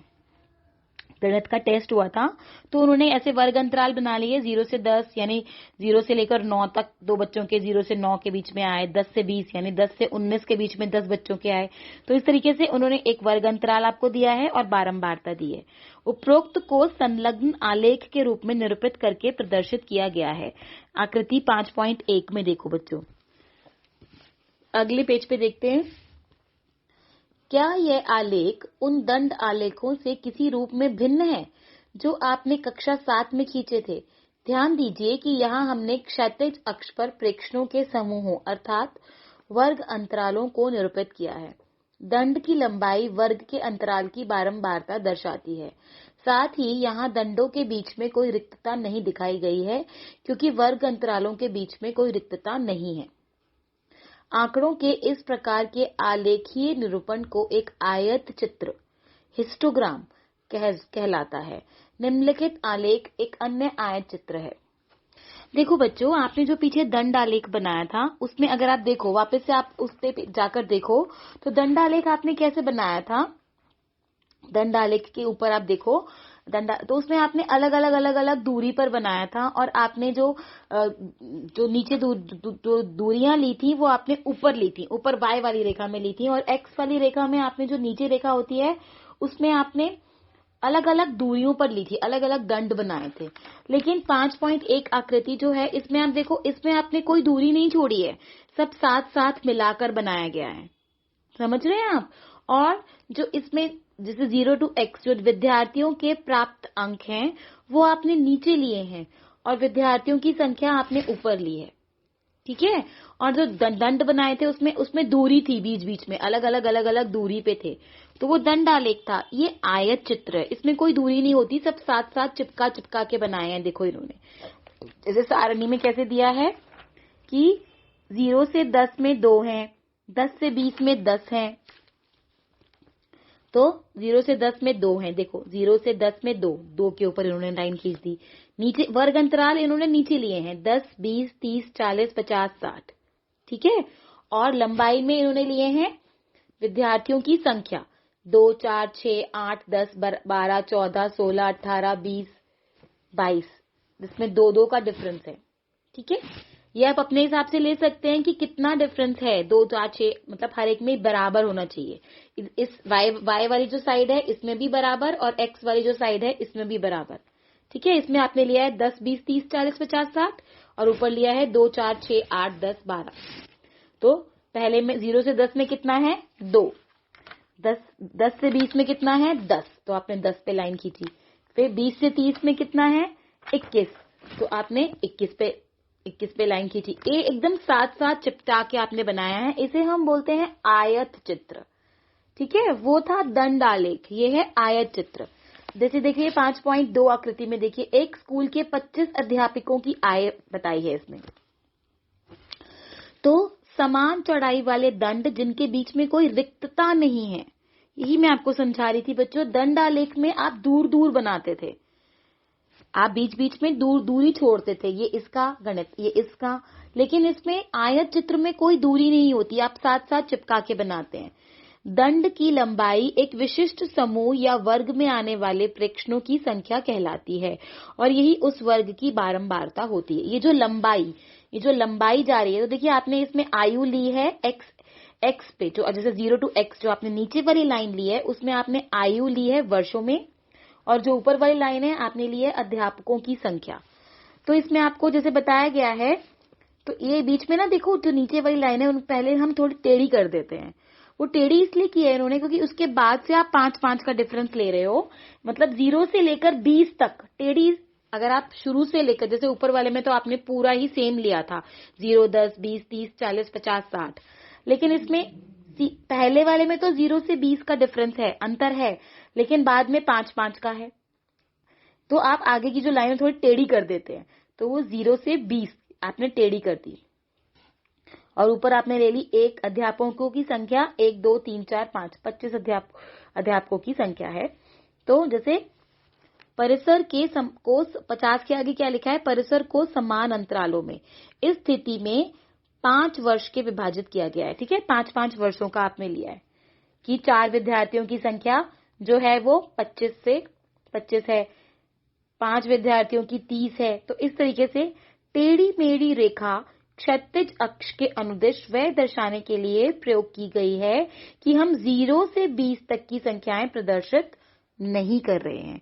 किसी भी जो विद्यार्थी है उसकी जो आयु है वो 20 से कम नहीं है। ऑब्वियसली किसी भी जो अध्यापक है उसकी आयु 20 से कम थोड़ी होगी, तो उसकी जो आयु है वो 20 से अधिक है। तो इसलिए हमने 0 से 20 के बीच में हमने कोई भी जो है वो नहीं लिया, कोई संख्या नहीं ली है, इसलिए हम ये टेढ़ी लाइन बना देते हैं। इस आयत चित्र के दंडों से हम निम्नलिखित प्रश्नों के उत्तर दे सकते हैं। कैसे दे सकते हैं बच्चों? तो इन्होंने क्या बोला है हमें? पहला प्रश्न, कितने अध्यापकों की आयु 45 वर्ष या उससे अधिक है परंतु 50 वर्ष से कम है? तो देखो, आयत चित्र को देखते ही आप बता सकते हो 45 वर्ष या उससे अधिक परंतु 50 से कम, यानी कितने हैं? 45 और 50 के बीच में कितने हैं? 5। तो आप लिख सकते हैं कि आयत चित्र से स्पष्ट है कि 5 अध्यापकों की आयु 45 वर्ष या उससे अधिक परंतु 50 वर्ष से कम है। दूसरा है कि 35 वर्ष से कम आयु वाले अध्यापकों की संख्या कितनी है? अब 35 कहाँ पे आ रहा है? देखो, ये 35 आ रहा है, यानी 20 से 35 तक लोगे आप, यानी 4 + 5 + 6। ठीक है, क्योंकि आपसे पूछा गया है कि 35 से कम कितने हैं। 35 इयर्स, 35 साल से कम अध्यापक कितने हैं? तो 35 से कम कितने आ जाएंगे? यानी उसमें 20 से 25 वाले भी आएंगे, 25 से 30 वाले भी आएंगे और 30 से 35 वाले भी आएंगे, यानी 4 + 5 + 6, यानी कि 15 अध्यापकों की आयु जो है वो 35 वर्ष से कम है। ठीक है, आपको समझ में आ रहा है ना बच्चों? चलिए आगे बढ़ते हैं, प्रयास कीजिए। आयत चित्र आकृति 5.3 में देखिए और उसके नीचे दिए गए प्रश्नों के उत्तर दीजिए। देखिए, आपको ये एक आयत चित्र बनाकर दिया गया है, तो इसमें हमें क्या पूछा गया है? इस आयत चित्र द्वारा क्या सूचना प्राप्त हो रही है? इसका उत्तर कैसे लिखेंगे आप? देखिए, आप ये जो लंबी लाइन है उसमें देखिए, उसमें क्या लिखा है? कक्षा 7 की लड़कियों की संख्या, और नीचे लिखा है ऊंचाई सेंटीमीटर में। तो आपको क्या इससे सूचना मिल रही है? कि इस आयत चित्र द्वारा हमें यह सूचना मिल रही है कि कक्षा 7 की लड़कियों की ऊंचाई सेंटीमीटर में कितनी है। ठीक है, हमें यह सूचना मिल रही है कि कक्षा 8 की लड़कियों की ऊंचाई सेंटीमीटर के बारे में सूचना दी गई है। किस वर्ग में सर्वाधिक लड़कियां हैं? तो सबसे ज्यादा लड़कियां किस वर्ग में हैं? सर्वाधिक मतलब सबसे अधिक लड़कियां किस में हैं? तो देखो, सबसे ऊंची लाइन कहां जा रही है? 7। सबसे ऊंची लड़कियां, तो 7 किस में आ रहा है? 140 से 145 में, यानी 140 से 145 वर्ग में अधिकतम लड़कियां हैं। कितनी लड़कियों की लंबाई 145 सेंटीमीटर या उससे अधिक है? अब 145 से अधिक वाली कौन सी होंगी? ये जो सारी आ रही हैं, 145 से 150, 150 से 155 और 155 से 160, यानी 4 + 2 + 1, यानी कि 7। 4, 5, 6, 7, यानी 7 लड़कियों की जो लंबाई है वो इसमें आएगी। यदि हम लड़कियों को निम्नलिखित 3 श्रेणियों में विभाजित करें तो प्रत्येक में कितनी लड़कियां होंगी? 150 सेंटीमीटर या उससे अधिक, अगर हम लड़कियों को 3 समूहों में बांटते तो 150 सेंटीमीटर या उससे अधिक समूह ए है, 140 सेंटीमीटर या उससे अधिक परंतु 150 सेंटीमीटर से कम ये समूह बी है, और 140 सेंटीमीटर से कम ये समूह सी है। तो देखो, समूह ए में हमें बोला है 150 सेंटीमीटर या उससे अधिक, तो 150 से अधिक देखेंगे तो उसमें 2 + 1, 2 + 1 यानी 3 आएंगी, 3 लड़कियां। समूह बी में हमें क्या बोला है? 140 से अधिक परंतु 150 से कम, तो यानी 40 से 150 तक कितनी आएंगी? यानी 7 + 4, 11 लड़कियां हैं। सी में क्या बोला है? 140 से कम, यानी शुरू की सारी आ जाएंगी, 125 से 130, 130 से 135 और 135 से 140, यानी 3 मतलब 1 + 2 + 3, यानी कि 6 लड़कियां। ठीक है बच्चों, इस तरीके से ये आपको आयत चित्र बना हुआ आ सकता है और आपसे प्रश्न पूछे जा सकते हैं, या आपको प्रश्न दिया होता है कि आपको आयत चित्र, आपको कुछ जानकारी दी गई है और उससे आपको आयत चित्र खुद बनाना होता है। ठीक है, प्रश्नावली 5.1 निम्नलिखित में से किन आंकड़ों को प्रदर्शित करने के लिए आप एक आयत चित्र का प्रयोग करेंगे? एक डाकिये के थैले में विभिन्न क्षेत्रों के पत्रों की संख्या, किसी खेलकूद प्रतियोगिता में प्रत्याशियों की ऊंचाइयां। तो इसमें हम क्या करेंगे बच्चों? हम एक आयत चित्र बोला है, तो आयत चित्र में हम केवल उन्हीं आंकड़ों को दर्शा सकते हैं जिनको हम जिनका वर्ग अंतराल बनाना संभव हो। ठीक है, तो डाकिये के थैले में विभिन्न क्षेत्रों के पत्रों की संख्या, तो इसको तो हम वर्ग अंतराल, कितने पत्र हैं, हम वर्ग अंतराल में नहीं कर सकते। तो आप लिखोगे नहीं, ऐसे क्रॉस का निशान बना दोगे, काट का निशान नहीं, हम इसमें नहीं बना सकते क्योंकि इसमें वर्ग अंतराल बनाना संभव नहीं है। किसी खेलकूद प्रतियोगिता में प्रत्याशियों की ऊंचाइयां, तो ऊंचाइयों को तो आप वर्ग अंतराल में बांट सकते हैं, तो हाँ, आप टिक मार्क का निशान लगा देंगे, सही, इसमें हम बना सकते हैं क्योंकि इसका वर्ग अंतराल बनाना संभव है। ऐसे ही प्रश्न 3 में भी हम नहीं बना सकते और प्रश्न 4 में हम बना सकते हैं। किसी विभागीय स्टोर पर खरीदारी करने आए व्यक्तियों को इस प्रकार अंकित किया जाता है: पुरुष M, महिला W, लड़की B और लड़का B और लड़की G। निम्नलिखित सूची उन खरीदारों को दर्शा रही है जो प्रातःकाल पहले घंटे में आते हैं। तो देखो, आपको ये कुछ दिए हैं, W मतलब औरत, मैन मतलब आदमी, इस तरीके से आपको ये WWW करके दी गई है।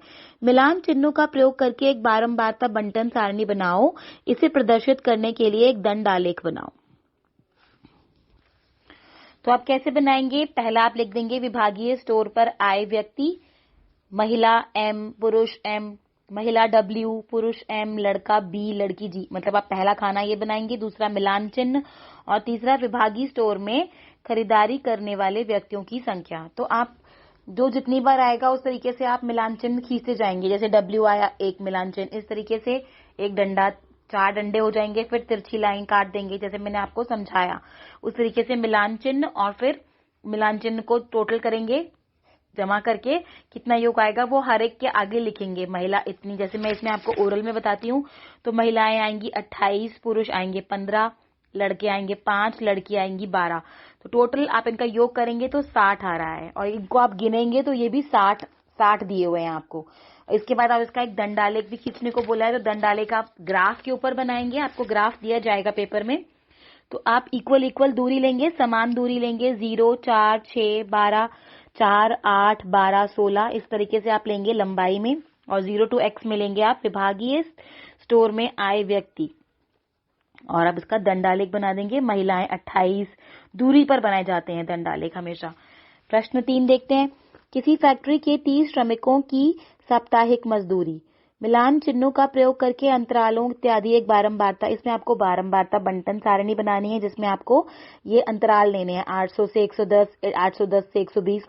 तो आप पहले में लिखेंगे वर्ग अंतराल, ये पूरा बनाएंगे, 800 से 110, 810 से 820, 820 से 830, इस तरीके से 900 तक लेंगे आप। फिर उसके आगे मिलान चिन्ह लगाएंगे और फिर श्रमिकों की संख्या, उनका योग करेंगे। इस तरीके से आपको ये पूरा प्रश्न करना है, इसमें बारंबारता बंटन सारणी बनानी है। प्रश्न 3 में दिए गए आंकड़ों से प्राप्त सारणी के लिए एक आयत चित्र बनाइए, और इसके बाद आपको इसी प्रश्न में जो आप बंटन सारणी बनाएंगे उसका एक आयत चित्र, जो मैंने आपको आयत चित्र के नीचे जो ये 2 चित्र समझाए थे वैसा आपको आयत चित्र बनाना है, और फिर आपको इन प्रश्नों के उत्तर देने हैं। तो आयत चित्र कैसे बनाएंगे आप? ऊंचाई वाली जो लाइन है उसमें 800, 810, 10-10 का डिफरेंस लेंगे, 820, 830, 840, इस तरीके से। और जो नीचे वाली लाइन है उसमें आप लेंगे 2, 4, 6, 8, 10, क्योंकि टोटल 10 ही आ रहा है इसमें जो योग आ रहा है। तो इस तरीके से फिर आप एक आयत चित्र जो कि मिलाकर बनाते हैं, जैसे साथ वाले पेज पर आपको जो समझाया था मैंने, उसमें से आप पहले एक टेढ़ी लाइन बना देंगे और फिर 0 से 4 तक आप इसको पूरा एक आयत चित्र बना देंगे, और फिर इन प्रश्नों के उत्तर देंगे। उसको देखकर आपको फिर इन प्रश्नों के उत्तर देने हैं। किस समूह में श्रमिकों की सर्वाधिक संख्या कितनी है, तो वो आप देख के बताएंगे कि 830 से 840 में सबसे अधिक है। ठीक है बच्चों, सबसे अधिक किस में है, तो इस तरीके से आप इन प्रश्नों के उत्तर देंगे। 5वां क्या है, मतलब इसमें आपको पहले बनाना था, पहले आपको बनाने को बारंबारता बंटन सारणी बनाने को बोला, फिर दंडालेख बनाने को बोला, और खुद फिर उसमें से प्रश्न पूछे गए। अगला प्रश्न क्या है, अवकाश के दिनों में एक विशिष्ट कक्षा के विद्यार्थियों द्वारा प्रतिदिन टेलीविजन देखने के समय को दिए गए आलेख में दिए गए हैं। अब इसमें आपको ये आलेख दिया गया है, इसको देखकर आपको इन प्रश्नों के उत्तर देने की। अधिकतम कितने विद्यार्थियों ने कितने घंटे तक टीवी देखा, तो आप खुद देखकर इसको बता सकते हैं।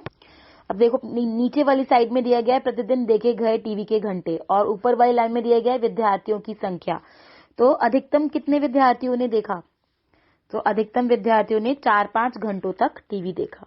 ठीक है, 4-5 घंटों में देखो सबसे ज्यादा आ रहा है 32, तो सबसे ज्यादा विद्यार्थियों ने 4-5 घंटे तक टीवी देखा। 4 घंटों से कम कितनों ने देखा, तो उसमें 4 घंटे से पहले वाले सारे आ जाएंगे, यानी 22 + 8, 22 + 8 = 4।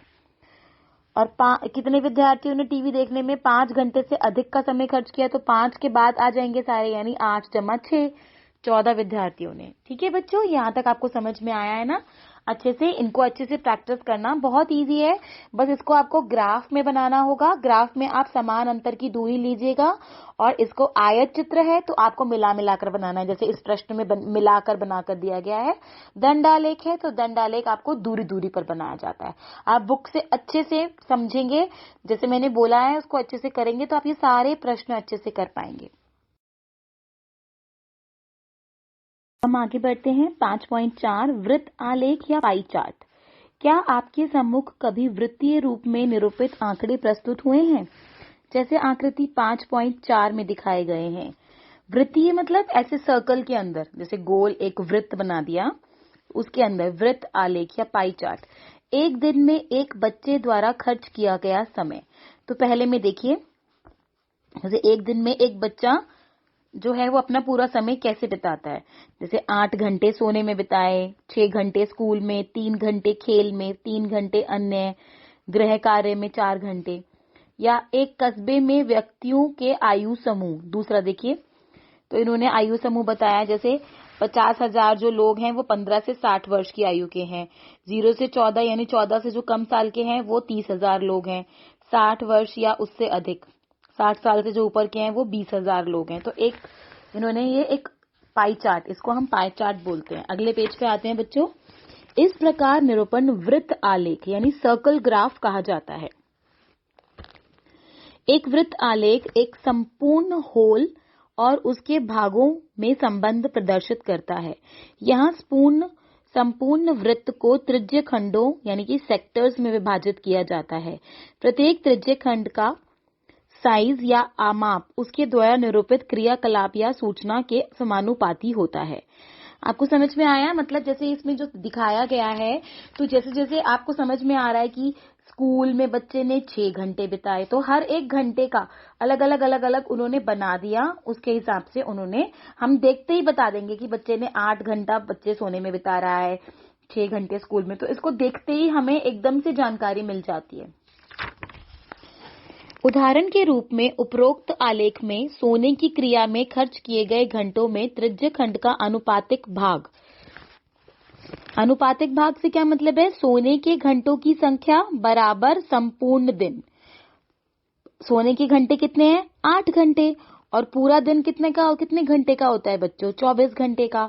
तो कैसे निकाला हमने सोने के घंटों का अनुपात? कैसे निकाला हमने कि सोने के घंटे कितने हो गए? 1/3, 8/24। काट दिया, 8 × 8, 8 × 24। इसीलिए इस त्रिज्यखंड को पूरे वृत्त के 1/3 भाग के रूप में खींचा गया है। तो 1/3 जो जैसे हमने एक सर्कल बनाया, तो उसका 1/3 भाग हमने सोने को दे दिया। इसी प्रकार स्कूल में बिताए गए घंटों का त्रिज्यखंड का अनुपातिक भाग क्या होगा? स्कूल के घंटों की संख्या बटे संपूर्ण दिन। यानी स्कूल के कितने हैं? 6 घंटे। और पूरा दिन में कितने घंटे होते हैं? 24 घंटे। तो यानी 1/4, 6 × 6, 6 × 4 24। अतः इस त्रिज्यखंड को वृत्त के 1/4 के रूप में खींचा गया है। तो इस पूरे वृत्त का 1/4 जो है वो स्कूल के घंटे हैं। इसी प्रकार अन्य त्रिज्यखंडों की माप ज्ञात किए जा सकते हैं। ठीक है, इसी तरीके से आप सबके निकाल सकते हैं। सभी क्रियाकलापों के भिन्नों को जोड़कर देखिए, क्या आपको एक योग प्राप्त होता है? अगर आप सबको जोड़कर देखें तो आपको एक योग प्राप्त होगा। वृत्त आलेख को पाई चार्ट भी कहा जाता है। इसी को हम क्या बोलते हैं बच्चों? Pie chart. प्रयास कीजिए। निम्नलिखित पाई चार्टों में से प्रत्येक आकृति 5.5 में देखो आपको 3 आकृतियां दी गई हैं, आपकी कक्षा के बारे में एक अलग प्रकार की सूचना देता है। इनमें से प्रत्येक सूचना को प्रदर्शित करने वाला वृत्त का भाग ज्ञात कीजिए।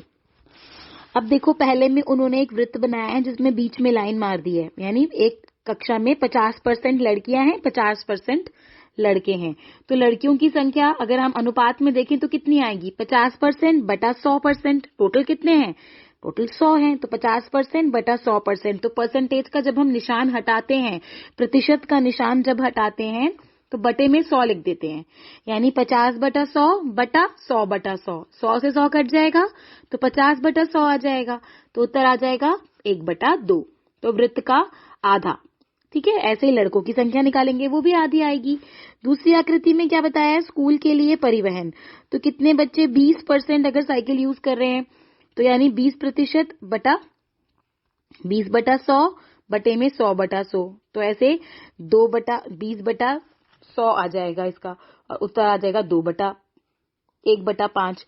20 2 एकम 2, 2 पंचे 10। तो इस तरीके से बाकी दोनों का निकालेंगे तो वो 4 बटा 5, 4 बटा 5। अब ऐसे ही इसमें दिया गया है कि गणित से प्यार और घृणा। तो 15% जो बच्चे हैं वो गणित से घृणा करते हैं, बाकी जो है वो गणित से प्यार करते हैं। तो यानी गणित पसंद करने वाले बच्चे कितने हो गए, 15% अगर हैं, 100 में से 15% घृणा करने वाले हैं, तो पसंद करने वाले कितने हो गए, 85%। 100 माइनस 15, तो प्यार वाले कैसे निकालोगे जो गणित से प्यार करते हैं, 85% बटा 100%, यानी 85 बटा 100 बटा 100 बटा 100। 100 से 100 कट जाएगा, तो इसका वृत्त आ जाएगा, वृत्त का 17 बटा 20। और दूसरे का निकालोगे 15% बटा 100%, तो वो आ जाएगा 3 बटा 30। दिए गए पाई चार्ट आकृति 5.6 के आधार पर निम्न प्रश्नों के उत्तर दीजिए। किस प्रकार के कार्यक्रम सर्वाधिक देखे जाते हैं, किन दो कार्यक्रमों को देखने वालों की कुल संख्या खेलों के कार्यक्रमों को देखने वालों की संख्या के समान होती है। अब देखिए इसमें आपको एक पाई चार्ट बना के दिया गया है, टीवी पर विभिन्न प्रकार के चैनलों को देखने वालों की संख्या, मतलब मनोरंजन, जैसे कितने लोग हैं, 100 में से 50% जो लोग हैं वो मनोरंजन देखते हैं, जो 25% है वो खेल से रिलेटेड चैनल देखते हैं, इतने % समाचार देखते हैं। ठीक है, तो इस तरीके से उन्होंने आपको एक पूरा पाई चार्ट बनाकर दिया गया है, और पीछे प्रश्न पूछे कि कौन से प्रोग्राम सबसे ज्यादा, अब सबसे ज्यादा आपको पता है 50% सबसे ज्यादा है, तो मनोरंजक कार्यक्रम सबसे अधिक देखे जाते हैं। ठीक है, और कौन से कार्यक्रम ऐसे हैं जिनकी, कौन से दो प्रकार के कार्यक्रमों को देखने वालों की कुल संख्या खेलों के कार्यक्रमों को देखने वाले की संख्या के बराबर। तो समाचार और ज्ञानप्रद जो हैं उनकी संख्या खेलों की संख्या के बराबर है, मतलब उन दोनों को अगर आप जोड़ेंगे तो खेलों की संख्या आ जाएगी। ठीक है, पाई चार्ट को खींचना। अब ये तो हमें ये इस तरह के प्रश्न थे कि पाई चार्ट बना हुआ आया था और आपको उसमें से जानकारी क्या मिल रही है, उसके आपको प्रश्न पूछे गए थे और आपको प्रश्न के उत्तर देने हैं। ठीक है, अब आपको खुद से पाई चार्ट बनाना है, तो आप कैसे बनाएंगे। किसी स्कूल के विद्यार्थियों द्वारा पसंद किए जाने वाली आइसक्रीमों की महक या स्वाद प्रतिशतों में नीचे दिए गए हैं। एक चार्ट बना के दिया है आपको कि महक, चॉकलेट, महक मतलब फ्लेवर्स, चॉकलेट, वेनिला और अन्य प्रकार, महकों को पसंद करने वाले विद्यार्थियों का प्रतिशत, यानी 50% जो बच्चे हैं वो चॉकलेट फ्लेवर पसंद करते हैं, 25% जो है वो वेनिला और अन्य प्रकार के 25%। अब हम इन आंकड़ों को एक पाई चार्ट के रूप में निरूपित करेंगे। अब हम खुद इससे एक पाई चार्ट बनाएंगे। वृत्त के केंद्र पर पूरा कोण 360 डिग्री है। आपने पढ़ा है बच्चों कि आप कोई भी एक अगर वृत्त बनाते हैं, एक सर्कल बनाते हैं, तो उसका जो पूरा कोण होता है, बीच की जो लंबी लाइन होती है वो 360 डिग्री होती है। त्रिज्य खंडों के केंद्रीय कोण सेंट्रल एंगल्स 360 डिग्री के भाग या कोई भिन्न होंगे। हम त्रिज्य खंडों के केंद्रीय कोणों को ज्ञात करने के लिए एक सारणी बनाते हैं। ठीक है, जैसे आपको महक दी गई है, चॉकलेट, वेनिला, अन्य प्रकार, ग्राहकों को पसंद करने वाले विद्यार्थियों का प्रतिशत दिया हुआ है 50%, 25%, 25%। तो संपूर्ण का भाग 50% का मतलब प्रतिशत का निशान जब हम हटाते हैं तो बटे में 100 आ जाता है, तो यानी 50 बटा 100 यानी 1 बटा 2, 25 बटा 100 1 बटा 4, 25 बटा 100 1 बटा 4। ठीक है, अब हम हम इस पूरे जो हमने वृत्त बनाया, इस पूरे वृत्त का 360 डिग्री है, यानी 360 डिग्री का आधा 180 डिग्री जो है उतने बच्चे चॉकलेट पसंद करते हैं। 360 डिग्री का 1/4 90 डिग्री 360 डिग्री का, यानी हम कैसे बनाएंगे? पहला, किसी सुविधाजनक त्रिज्या का एक वृत्त खींचिए। मतलब आप प्रकार में कितनी भी त्रिज्या लेकर 2 सेंटीमीटर 4 सेंटीमीटर कितनी भी त्रिज्या लेकर एक गोल सर्कल, एक गोल वृत्त बना दीजिए। इसका केंद्र ले लीजिए O, और O को बिल्कुल सीधी लाइन A से उसकी बाईं साइड में ऐसे, लेफ्ट साइड में ऐसे उसको अंकित कीजिए OA। ठीक है। चॉकलेट के त्रिज्य खंड का कोण 180 डिग्री का है। हमने ऊपर निकाला 360 का आधा 180 डिग्री, तो हम इसको पूरा आगे तक ले जाएंगे, dot dot dot dot dot, यानी ये AOB। तो कोण AOB जो बन रहा है ये 180 डिग्री का बन रहा है, ये पूरा चॉकलेट का आ गया। ठीक है। और शेष त्रिज्य खंडों को भी इसी प्रकार अंकित करेंगे। अब जो बाकी के नीचे हैं, अब हम यहाँ पर अपनी वो रखेंगे D, और D से हम यहाँ पर 90 डिग्री का कोण बनाएंगे। जो आपका प्रोटेक्टर होता है D होती है यहाँ पे उल्टा, उसको उल्टा उस साइड से रखेंगे और 90 डिग्री का कोण बनाएंगे। उस पर लिख देंगे वेनिला, और इस पे भी 90 डिग्री का ही बनेगा। 90-90 के हैं दोनों, अन्य स्वाद। चलिए उदाहरण 1 करते हैं। संलग्न पाई चार्ट आकृति 5.7 में एक महीने में एक परिवार के विभिन्न मदों पर खर्च और उसकी बचत प्रतिशतों को दर्शाता है। किस मद में व्यय सबसे अधिक था? तो देखिए, आप इस पूरे पाई चार्ट को देखिए, आकृति 5.7। तो इसमें आपको ये बताया है कि एक परिवार जो है वो कितना खर्च कर रहा है, एक परिवार के विभिन्न मदों पर खर्च और उसकी बचत को, कि मतलब कितना बचत हुआ, कितना खर्च हुआ, वो बता रहा है कि बचत इतने % हुई, कपड़े इतने के खरीदे। आप देखिए इसको देख के हमें ये पता चल रहा है। तो किस मद में व्यय सबसे अधिक था? तो सबसे अधिक खर्चा किस चीज पर हुआ है, ये आप देखते ही बता सकते हैं। किसका खाना सबसे बड़ा है? भोजन में सबसे ज्यादा खर्चा हुआ 25%। तो आप लिख सकते हैं भोजन पर व्यय सर्वाधिक है। किस मद पर हुआ खर्च परिवार की कुल बचत के समान है? अब देखिए, अब बचत पूछी है। बचत आपको देखिए इस पूरे पाई चार्ट में देखिए बचत कहाँ लिखी है, लिखा है बचत 15%। तो 15% के बराबर और क्या है? और 15% और कौन सा आ रहा है? और बच्चों की शिक्षा, ये भी 15% है। तो बच्चों की शिक्षा पर हुआ खर्च वो भी 15% की कुल बचत के बराबर है। ठीक है, मतलब बचत भी 15% है और बच्चों की शिक्षा भी 15%। यदि परिवार की आय मासिक बचत 3000 रुपए है तो कपड़ों पर हुआ मासिक खर्च ज्ञात कीजिए। अब देखो, यदि वो जो परिवार है, मासिक बचत, अगर एक महीने में परिवार 3000 रुपए बचाता है तो कपड़ों पर कितना मासिक खर्च करता है? अगर सपोज करो कि 3000 रुपए, तो कपड़ों पे कितना दिया गया है हमें? 15% निरूपित करता है 5000 का। अब बचत कितनी करता है?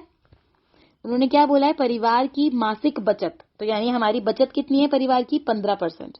तो यानी हमें 15% का 3000 का 15% निकालेंगे हम। 15% मतलब, तो यानी 3000/15, और उसका हमें 10% कपड़ों पे लगाते हैं, गुणा 10।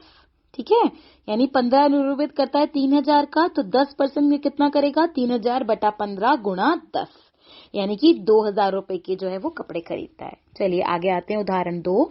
एक विशेष दिन किसी बेकरी की दुकान में हुई विभिन्न वस्तुओं की बिक्री, जो कि रुपयों में है, नीचे दी गई है। एक दुकान है जिसने, मतलब एक दिन में उसकी इतनी बिक्री होती है, जैसे उसने ब्रेड 320 रुपए, फ्रूट ब्रेड 80 रुपए, केक और पेस्ट्री 160 रुपए, बिस्किट 120 रुपए, अन्य 40 रुपए।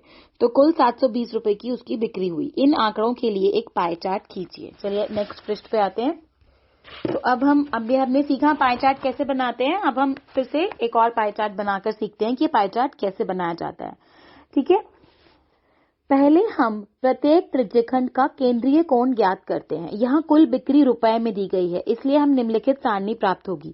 देखो, यहाँ पर हमें ये तो नहीं बताया गया ना कि त्रिज्यखंड कितनी कितनी किसकी है, हमें तो रुपयों में दी गई है। तो हमें हर एक का प्रतिशत निकालना पड़ेगा कि कितना प्रतिशत, हमें कौन सी डिग्री का कोण कहाँ से बनाए, तभी तो हम पाई चार्ट बना पाएंगे। तो सामान्य ब्रेड उन्होंने दिए 320। 320 कितने में से दिए? 720 में से। ठीक है, और उसको हम गुणा कर देंगे 360 से। क्यों? जितना 360 मतलब जितना उसका संपूर्ण जो हमारा सर्कल है, जो हमारा वृत्त है, उसका आधार होता है 360 डिग्री, उसका पूरा सर्कल बनता है। तो कैसे करेंगे? 320 बटे में 720 गुणा 360, यानी 320 बटा 720 हो गया 4/9। उसको गुणा करेंगे 360 से, यानी 160 डिग्री। ठीक है बच्चों, इसी तरीके से हम सबका निकालेंगे। बिस्किट का 120 डिग्री, 120 बटा 720, 1/6 का 360 यानी 60 डिग्री। 160 का 160 बटा 720 यानी 2/9, 2/9 का 360 डिग्री यानी 80 डिग्री। 80 का 80 बटा 720 यानी 1/9, 1/9 का 360 40 डिग्री। इसी तरीके से 40 बटा 720 यानी 1/18 और 1/18 गुणा 360 यानी कि 20 डिग्री। उपरोक्त का प्रयोग करके अब हम एक पाई चार्ट खींचते हैं। देखिए पाई चार्ट कैसे खींचेंगे हम, 5.8 आकृति में देखिए। तो सबसे पहले हम क्या करेंगे, हमने एक सीधी लाइन खींच ली बीच में। सीधी लाइन हमने खींची। अब सीधी लाइन, उसके ऊपर हम डी रखेंगे और 20 डिग्री का कोण बनाएंगे। ठीक है, वहां पे उसको खींच देंगे। अन्य, ये हमारा अन्य हो गया।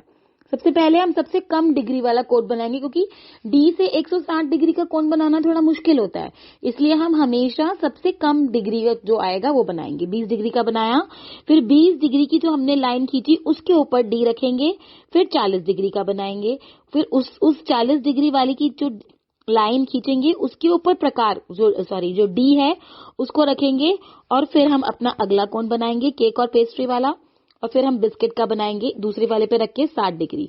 और ये जो बाकी का ऊपर जो बच जाएगा ये हमारा 160 डिग्री का कोण आएगा।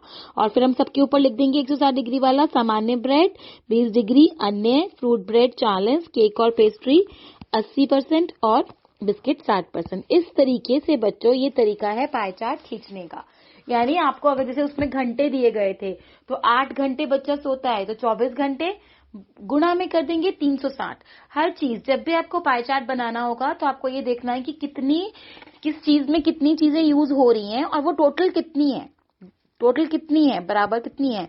जैसे कि इसमें दिया 320 सामान्य ब्रेड है और 320 रुपए की ब्रेड बिकी है, जिसमें से पूरे पैसे कितने आए 720, और गुणा टोटल उसका वृत्त का कितना होता है आलेख 360 डिग्री, यानी 320 बटा 720 गुणा में 360। इसी तरीके से प्रश्नावली के प्रश्न भी आएंगे बच्चों, तो आपको अपने आप उसमें पाई चार्ट बनाना होगा।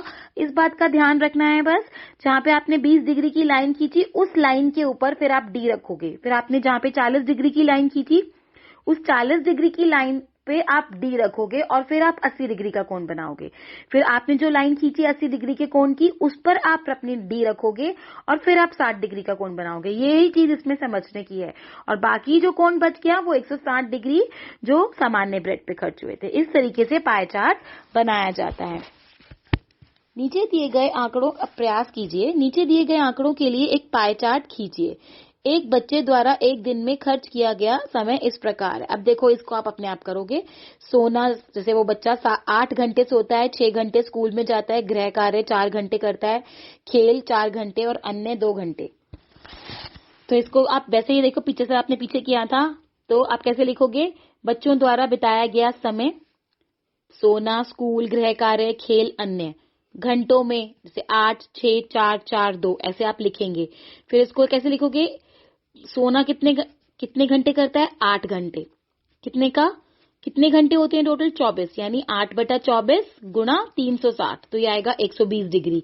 इस तरीके से आप सभी का निकालेंगे। स्कूल का 6/24 गुणा 360 90 डिग्री, ऐसे आप सारे निकालेंगे तो ये आज सब निकल जाएंगे। फिर आप उसको एक किसी भी कोई भी सर्कल खींचेंगे, किसी भी प्रकार में 2 सेंटीमीटर या 4 सेंटीमीटर का आप एक सर्कल खींचेंगे। सबसे पहले देखिए सबसे छोटा कोण कौन सा है 30 डिग्री।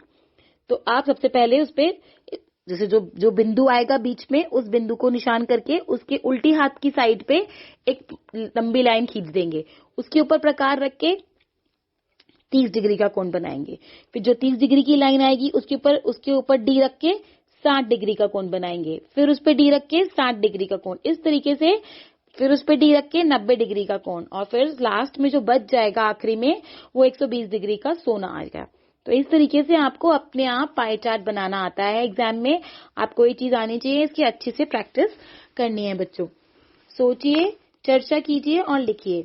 निम्नलिखित आंकड़ों को प्रदर्शित करने के लिए किस प्रकार का आलेख सुविधाजनक होगा। देखिए आपको ये आंकड़े दिए गए हैं किसी राज्य के खाद्यान्न का उत्पादन, वर्ष 2001, 2002, 2003, 2004, 5 और 6, और उत्पादन है लाख टनों में, मतलब 60 लाख, 50 लाख, 70, 55, 80 और 85। तो इसके लिए आप कौन सा आलेख बनाना जो है आपके लिए अच्छा होगा? तो ये देखो, इसको तो अलग अलग सालों में दिया है। आप खुद बताइए बच्चों, इसके लिए कौन सा आलेख बन सकता है? इसके लिए हम दंड आलेख बनाना जो है वो उपयुक्त होगा। व्यक्तियों के एक समूह के भोजन की पसंद। एक आपको सारणी दी हुई है जिसमें बताया मनपसंद भोजन और व्यक्तियों की संख्या। जैसे उत्तर भारतीय लोगों को, मतलब 30 लोगों को उत्तर भारतीय भोजन पसंद है। दक्षिण भारतीय भोजन 40 लोगों को पसंद है। चाइनीज 25, अन्य 25, और इनका सबका योग है 120। तो इसके लिए भी आप कौन सा आलेख बना सकते हैं? इसके लिए भी आप दंड आलेख बना सकते हैं। तीसरा प्रश्न दिया है, किसी फैक्ट्री के श्रमिकों के एक समूह की दैनिक आय। जैसे दैनिक आय दे रखी है 75 से 100, मतलब 45 मजदूरों की, श्रमिकों की संख्या दे रखी है एक फैक्ट्री में 45, तो 45 श्रमिकों की 75 से 100 के बीच में। ऐसा आपने प्रश्न पीछे भी किया है बच्चों।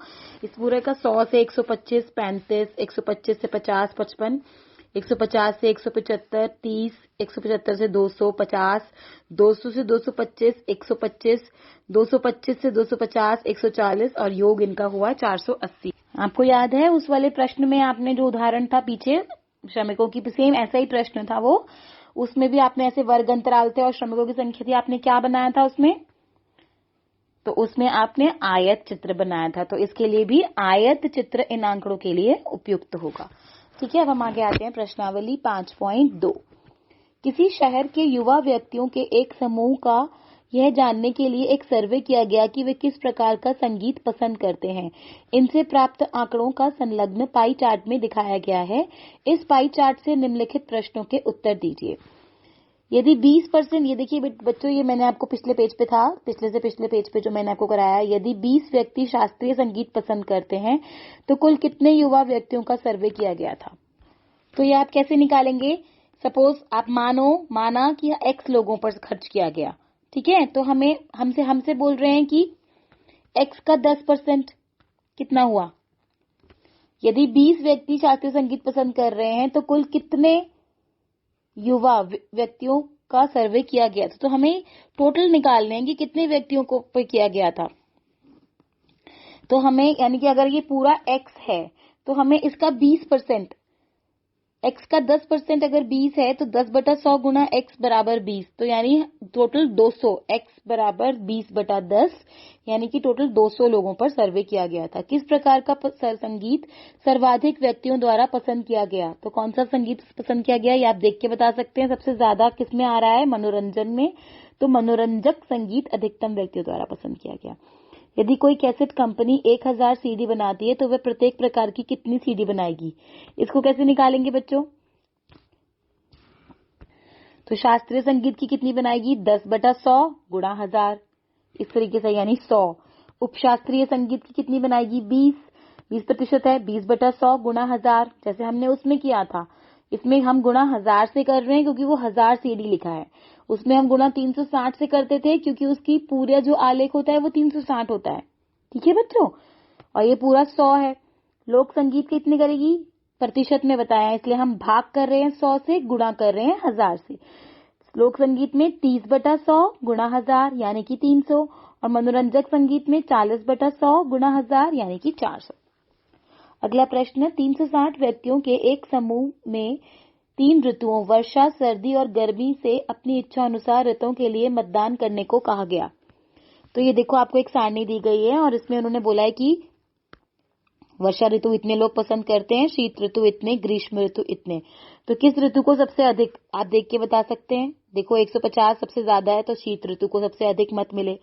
प्रत्येक त्रिज्यखंड का केंद्रीय कोण का मान ज्ञात कीजिए। तो त्रिज्य खंडों का मान कैसे ज्ञात करेंगे? इसका शीत ऋतु का क्या होगा? 150/360 यानी 5/12। मान, कोण का मान पूछा है, ठीक है। और दूसरे का निकालेंगे तो 90/160 यानी 1/4, और तीसरे का 120/360 यानी कि 1/3। तीसरा है, इस सूचना को दिखाने के लिए पाई चार्ट बनाइए। तो इसका हम टोटल कैसे निकालेंगे प्रश्न 2 का, यानी मतलब 150 बटा 360 गुणा 360, तो 150 डिग्री का कोण आ जाएगा, 360 से 360 कट जाएगा। फिर 120 बटा 360 गुणा 360, 120 डिग्री का कोण आ जाएगा। और वैसे ही 90 बटा 360 गुणा में 360, और इसका कोण कैसे बनाएंगे, वैसे ही सर्कल खींचेंगे जैसे मैंने आपको ऊपर से बताया।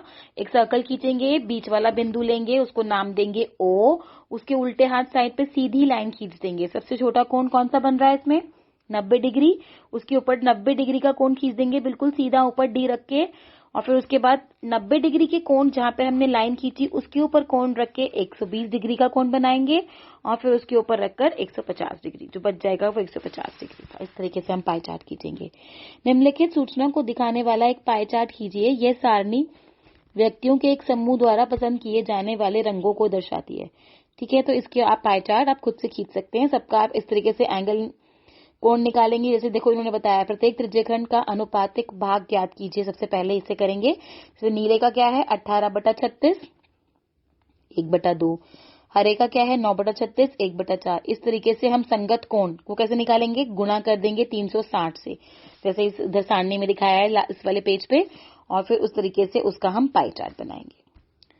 देखिए अगले पेज पे है चौथा प्रश्न, संलग्न पाई चार्ट। एक विद्यार्थी द्वारा किसी परीक्षा में हिंदी, ये आपको एक पाई चार्ट दिया गया है जिसमें बताया गया है कि एक बच्चे ने ऐसे अलग अलग विषयों में इतने इतने जो है अंक प्राप्त किए हैं। तो अगर टोटल अंक उस 540 प्राप्त, उसके टोटल अंक जो है कुल अंक 540 हैं, तो इन प्रश्नों के उत्तर दीजिए। पहले में देखिए 105 अंक। अब 105 आप घबराइएगा नहीं, इसमें 105 तो किसी में भी नहीं है। तो किस विद्यार्थी ने, तो कैसे निकालेंगे, यानी 540 अंकों के लिए कोण क्या है 360, यानी 360 बटा 540, कोण 360 है, तो ये आ जाएगा 2/3। तो 105 अंक के लिए क्या होगा 2/3 का 105, यानी 70%। तो 70% किसमें है, पाई चार्ट में कौन सा विषय है, हिंदी, यानी हिंदी में उसने 105 अंक प्राप्त किए हैं। ठीक है, ये आपको प्रतिशत में डिग्री में दिया गया है, अंक कितने प्राप्त किए तो नहीं पता, तो आपने ऐसे निकाला 360 बटा 540, 2/3 आया। तो 105 का क्या 2/3 कैसे निकालेंगे, 70%। ठीक है, उस विद्यार्थी ने गणित में हिंदी से कितने अधिक प्राप्त किए। बच्चों हमेशा आपको संख्याएं दी होती हैं और कोण आपको खुद निकालने होते हैं। इस प्रश्न में आपको कोण दिए हुए हैं और आपको संख्याएं निकालने को पूछा है, उल्टा पूछा है। समझ रहे हैं आप मेरी बात, तो इसीलिए हम इस चीज में उल्टा कर रहे हैं। तो इसमें अब हमें गणित का कितना दिया गया है, देखो गणित का कोण दिया गया है 90 डिग्री। हमें संख्या निकालनी है कि कितने अंक उसने प्राप्त किए जो 90 डिग्री का कोण बनाया हमने। तो वो हम कैसे करेंगे, यानी और गणित, हिंदी और गणित में जो कोण बन रहा है उसका देखो अंतर कितना है, हिंदी का है 70 और उसका है 90। हमें क्या पूछा गया है, हिंदी में कितने अधिक अंक प्राप्त किए हैं, गणित में हिंदी से कितने अधिक किए हैं। तो 90 डिग्री माइनस 70 डिग्री यानी कि 20 डिग्री, और इसमें 360 डिग्री का कोण बनता है, उसके टोटल अंक कितने हैं, कुल प्राप्त अंक 540, यानी अगर 1 डिग्री के लिए 540 बटा 360 है तो क्या आया 3/2, तो उसको 20 से गुणा कर देंगे तो यानी 30, यानी जो गणित में हिंदी से 30 अधिक अंक प्राप्त किए। ठीक है, हिंदी से 30 अंक अधिक प्राप्त किए। ऐसे ही जांच कीजिए क्या सामाजिक विज्ञान एवं गणित में प्राप्त किए गए अंकों का योग विज्ञान और हिंदी में प्राप्त किए गए योग से अधिक है। तो केवल केंद्रीय कोणों पर ध्यान दीजिए। इसमें क्या करेंगे आप, इसमें भी इसी तरीके से करना है, ये बहुत आसान है बच्चों। किसी छात्रावास में विभिन्न भाषाएं बोलने वाले विद्यार्थियों की संख्या सारणी में दी गई है। आंकड़ों को एक पाई चार्ट, इसके लिए आपको पाई चार्ट बनाना है, ये आप बहुत ही आसानी से बना सकते हैं अपने आप। इसके लिए वैसे ही आप निकालेंगे टोटल कितना है 72, तो वही 40 बटा 72 गुणा 360, सबकी डिग्री निकालेंगे कितने डिग्री का कोण बन रहा है और फिर उसको पाई चार्ट में दर्शाएंगे आप। ठीक है बच्चों, आगे बढ़ते हैं। 5.5 संयोग और प्रायिकता।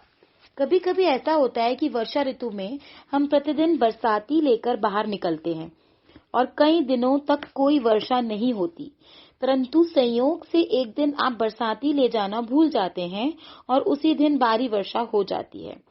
कभी कभी ऐसा हो जाता है कि एक विद्यार्थी एक टेस्ट के लिए 5 में से 4 अध्याय अच्छी तरह से तैयार करके आता है, तैयार कर लेता है, परंतु एक बड़ा प्रश्न उस अध्याय में से पूछ लिया जाता है जिसे उसने अच्छी प्रकार से तैयार नहीं किया था। तो मतलब जैसे आप रोज बारिश का मौसम है, आप रोज छतरी लेके जा रहे हैं पर बारिश नहीं हो ही नहीं रही बारिश, लेकिन आप एक दिन छतरी ले जाना भूल गए और उसी दिन बारिश हो गई। इसको हम क्या बोलते हैं? संयोग, कि संयोग से ऐसा हो गया। अब आप अपने पेपर में, आपके एग्जाम में, आपके जो है एग्जाम जैसे आपका होता है, टेस्ट होता है, तो उसमें 5 अध्याय आने थे। 5 में से आपने 4 अच्छे से याद कर लिए। आपने बोला कोई बात नहीं, मैंने 4 तो याद कर लिए, मैं एक अध्याय नहीं करता। तो एक अध्याय आपने छोड़ दिया और ज्यादातर प्रश्न उसी अध्याय में से आ गए। 4 में से कम आए, ज्यादातर प्रश्न उसी अध्याय में से आ गए जो आपने अध्याय छोड़ दिया था। तो ये सब संयोग है कि आपने क्या पता आप वो वाला अध्याय कर लेते, कोई और 4 ना करते। तो इस तरीके से मतलब कि ये संयोग होता है। प्रत्येक व्यक्ति जानता है कि एक विशेष रेलगाड़ी सही समय से चलती है, परंतु जिस दिन आप सही समय पर पहुंचते हैं उसी दिन वह देरी से आती है। तो ये संयोग है।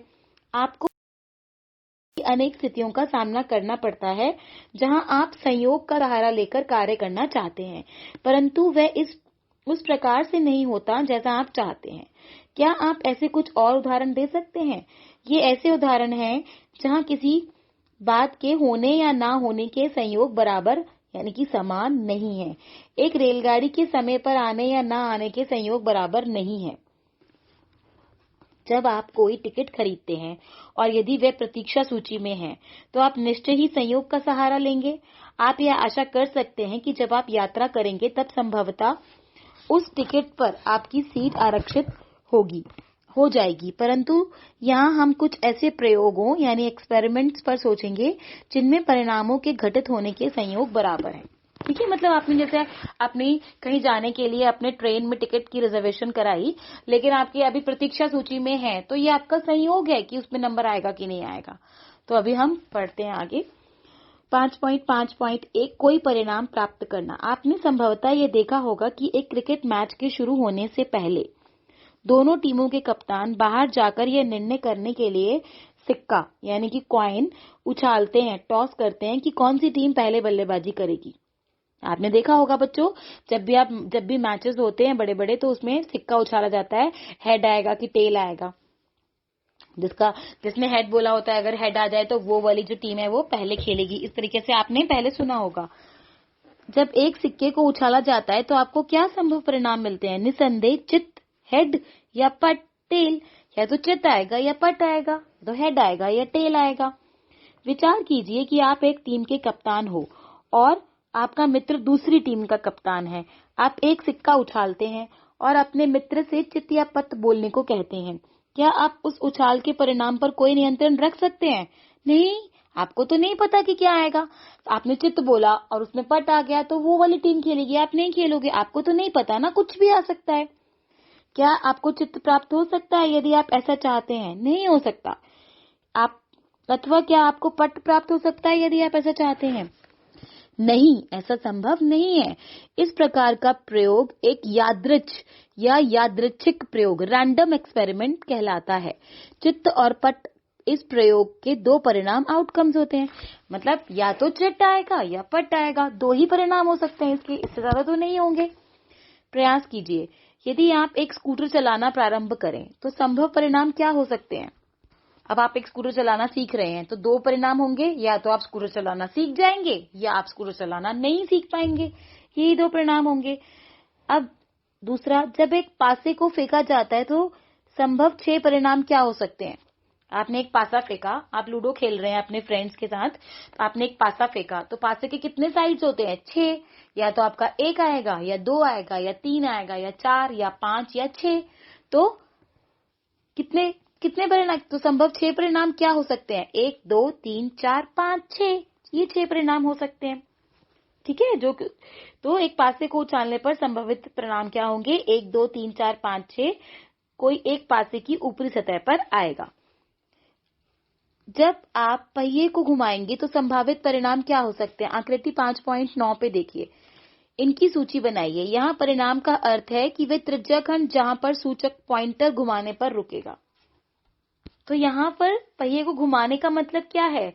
इसका मतलब है कि या तो पहिया ए पे रुकेगा या बी पे रुकेगा या जी पे रुकेगा, सी पे रुकेगा, या तो ए पे या बी पे या सी पे रुकेगा। आपके पास एक थैला है, उसमें विभिन्न रंगों की 5 एक जैसी गेंदें हैं। देखो, एक थैला है, इसमें तो मटका जैसा बना रखा है। एक थैला है और उसके अंदर जैसे 5 गेंदें हैं, अलग अलग रंगों की। आप बिना देखे उसमें से गेंद निकालते हैं, तो प्राप्त होने वाले परिणाम क्या होंगे? तो जैसे उसमें लिखा है व्हाइट, रेड, ब्लू, ग्रीन और येलो, इस तरीके से लिखा है ना। तो एक जैसे एक थैला जिसमें एक सफेद है, एक लाल है, एक नीली है, एक हरी है, एक पीली गेंद है, यानी WRBJ। अगर कोई भी एक निकालनी है तो कोई सी भी एक होगी, कोई सी भी एक ही गेंद निकलेगी ना। अगर एक टाइम पे निकालनी है, या तो वो व्हाइट निकलेगी या तो वो रेड निकलेगी, कोई भी एक निकलेगी। सोचिए, चर्चा कीजिए और लिखिए। एक पासे को फेंकने पर क्या पहले खिलाड़ी के 6 प्राप्त होने का संयोग अधिक है? नहीं, कोई संयोग नहीं है, कुछ भी आ सकता है। क्या उसके बाद खेलने वाले खिलाड़ी को 6 प्राप्त करने का संयोग कम है? इसमें अधिक और कम की तो बात ही नहीं है, कुछ भी आ सकता है। आप पासा फेंक रहे हैं, उस पर कुछ भी आ सकता है, 6 भी आ सकता है, 5 भी आ सकता है, कुछ भी। माना कि दूसरा खिलाड़ी 6 प्राप्त कर लेता है, क्या इसका अर्थ यह है कि तीसरे खिलाड़ी द्वारा 6 प्राप्त करने का कोई संयोग नहीं होगा? हो सकता है संयोग, हो सकता है उसने फेंका तो उसका भी 6 आ जाए। समसंभावित परिणाम 5.5.2 एक सिक्के को अनेक बार उछाला जाता है तथा जितनी बार चित्त या पट आते हैं उन्हें लिख लिया जाता है। अब आपको परिणाम शीट को देखें जहां हम उछालों की संख्या में वृद्धि करते जा रहे हैं। अब सोचो, आपने एक सिक्के को कई बार उछाला। जैसे इस सारणी में देखो, उछालों की संख्या 50 बार उछाला, तो उसमें से कितने बार चित्त आया, कितनी बार पट आया? देखो कैसे बनाया इन्होंने। उछालों की संख्या, मिलान चिन्ह, चित्तों की संख्या, उनके मिलान चिन्ह और पटों की संख्या। समझे आप? जैसे 50 बार उछाला तो इतने चित्त आए, 60 बार उछाला तो इतने चित्त, इतने पट आए। इस तरीके से इन्होंने लिखा है। ध्यान दीजिए कि जब आप उछालों की संख्या अधिक बढ़ाते जा रहे हैं, तब चित्तों की संख्या और पटों की संख्या परस्पर अधिक निकट आते जा रहे हैं। इसको देखो सारणी को बच्चों ध्यान से। अगले पेज पे आते हैं हम। ऐसा ही एक पासे के साथ भी हो सकता है। जब उसे एक बड़ी संख्या में फेंका जाता है तो उन परिणामों में से प्रत्येक की संख्या परस्पर लगभग बराबर हो जाती है। ऐसी स्थितियों में हम कह सकते हैं कि प्रयोग के विभिन्न परिणाम समसंभावित या समप्रायिक मतलब इक्वली लाइकली हैं। इसका अर्थ यह है कि सभी में से प्रत्येक परिणाम के आने का संयोग एक समान ही है। जैसे सिक्के को उछालेंगे तो या तो चित्त आएगा या पट आएगा, 2 ही परिणाम हो सकते हैं। तो दोनों का परिणाम एक समान ही है। जैसे सिक्का उछाला तो मैं इस प्रकार गिर सकता था या खो सकता था। अगर वो ऐसे खड़ा ही रह जाता तो ना चित्त आता ना पट आता। मैं इस दीवार के सहारे इस प्रकार गिर सकता था, अगर ऐसे टेढ़ा गिर गया तो पता ही नहीं चलेगा कि क्या आया। चिंता मत कीजिए, ऐसी स्थितियों पर विचार नहीं किया जाएगा क्योंकि इनकी संभावना बहुत कम है। लेकिन हम इसके ऊपर विचार नहीं करेंगे। मतलब हमने सिक्का उछाला और सिक्का टेढ़ा खड़ा हो गया, हमें पता ही नहीं चला चित्त आया कि पट आया। या हमने पासा उछाला तो उसमें वो टेढ़ा खड़ा हो गया तो हमें पता ही नहीं चला। इस चीज के बारे में बात करना बहुत ही कम है क्योंकि इसकी संभावना बहुत ही कम होती है। इसके बारे में हम बात नहीं करेंगे। 5.5.3 संयोग को प्रायिकता से जोड़ना। एक सिक्के को बार बार उछालने मतलब संयोग को प्रायिकता। संयोग क्या पढ़ा था हमने कि पता नहीं बारिश होगी या नहीं होगी। जिस दिन बारिश हुई उस दिन हम छतरी नहीं लेकर गए, तो वो था संयोग। और प्रायिकता मतलब कि जैसे हमने सिक्के को उछाला तो उसकी प्रायिकता क्या है, 2 बार या तो चित्त आएगा या पट आएगा, ये उसकी प्रायिकता होती है। तो संयोग को प्रायिकता से कैसे जोड़ेंगे हम? एक सिक्के को एक बार उछालने के प्रयोग पर विचार कीजिए। परिणाम क्या है? यहाँ केवल 2 परिणाम है, चित्त या पट। दोनों ही परिणाम समप्रायिक इक्वली लाइकली हैं। एक चित्त प्राप्त करने की संभावना 2 परिणामों में से एक है, अर्थात 1/2 है। दूसरे शब्दों में हम कहते हैं कि एक चित्त प्राप्त करने की प्रायिकता यानी कि प्रोबेबिलिटी बराबर है। एक पट प्राप्त करने की प्रायिकता क्या है? वो भी उसी के बराबर 1/2।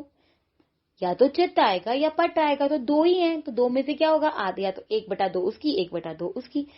अब एक पासे को फेंकने के उदाहरण पर विचार कीजिए, जिसके फलकों यानी फेसेस पर 1 2 3 4 5 6 एक फलक पर एक संख्या लिखी गई है, यानी हर साइड पर एक एक संख्या लिखी गई है। उसके 6 पासे हैं तो 6 पर अलग अलग संख्या। आपको पता है जैसे आप लूडो खेलते हैं तो उसका डाइस होता है उसकी बात कर रहे हैं हम यहाँ पे। यदि आप इसे एक बार फेंकें तो क्या परिणाम प्राप्त होंगे? परिणाम है 1, 2, 3, 4, 5, 6। इस प्रकार यहाँ 6 समप्रायिक परिणाम ही प्राप्त होंगे। परिणाम 2, अब आपको अगर आप चाहते हो कि उस पर 2 आ जाए तो 2 परिणाम प्राप्त करने की प्रायिकता क्या है? यह प्रायिकता है 1/6। कैसे बच्चों? यानी देने वाले परिणामों की संख्या बटा समप्रायिक परिणामों की संख्या। 2 कितनी बार आ सकता है? एक ही बार आ सकता है। और टोटल कितने हैं? कुल परिणाम कितने हैं? 6। कितने परिणाम आ सकते हैं? 6 में से 2 कितनी बार आएगा? एक ही बार आएगा। तो 2 आने की प्रायिकता क्या है? 1/6। संख्या 5 प्राप्त करने की प्रायिकता क्या है? 1/6, क्योंकि 5 भी एक ही बार आएगा। टोटल कितने हैं? 6। संख्या 7 प्राप्त करने की प्रायिकता क्या होगी? 7 तो है ही नहीं, उसकी तो कोई प्रायिकता ही नहीं है। 1 से 6 तक की संख्या प्राप्त करने की प्रायिकता क्या होगी? हर संख्या की प्रायिकता 1/6, 1/6 ही होगी। क्यों? क्योंकि हर संख्या एक ही बार आएगी। अगर आपको 1 अंक चाहिए, उसकी प्रायिकता क्या है? 1/6। 2 की क्या है? 1/6। 3 की क्या है? 1/6। तो हर एक की प्रायिकता 1/6 है। 5.4 घटनाओं के रूप में परिणाम। एक प्रयोग के प्रत्येक परिणाम या परिणामों के संग्रह से एक घटना यानी कि एक इवेंट बनती है। जैसे एक सिक्के को उछालने के प्रयोग में एक चित्त प्राप्त करना एक घटना है तथा एक पट्ट प्राप्त करना भी एक घटना है। घटना मतलब आपने एक सिक्का उछाला तो चित्त आया, वो भी एक घटना है। घटना मतलब कुछ इवेंट, कुछ हुआ।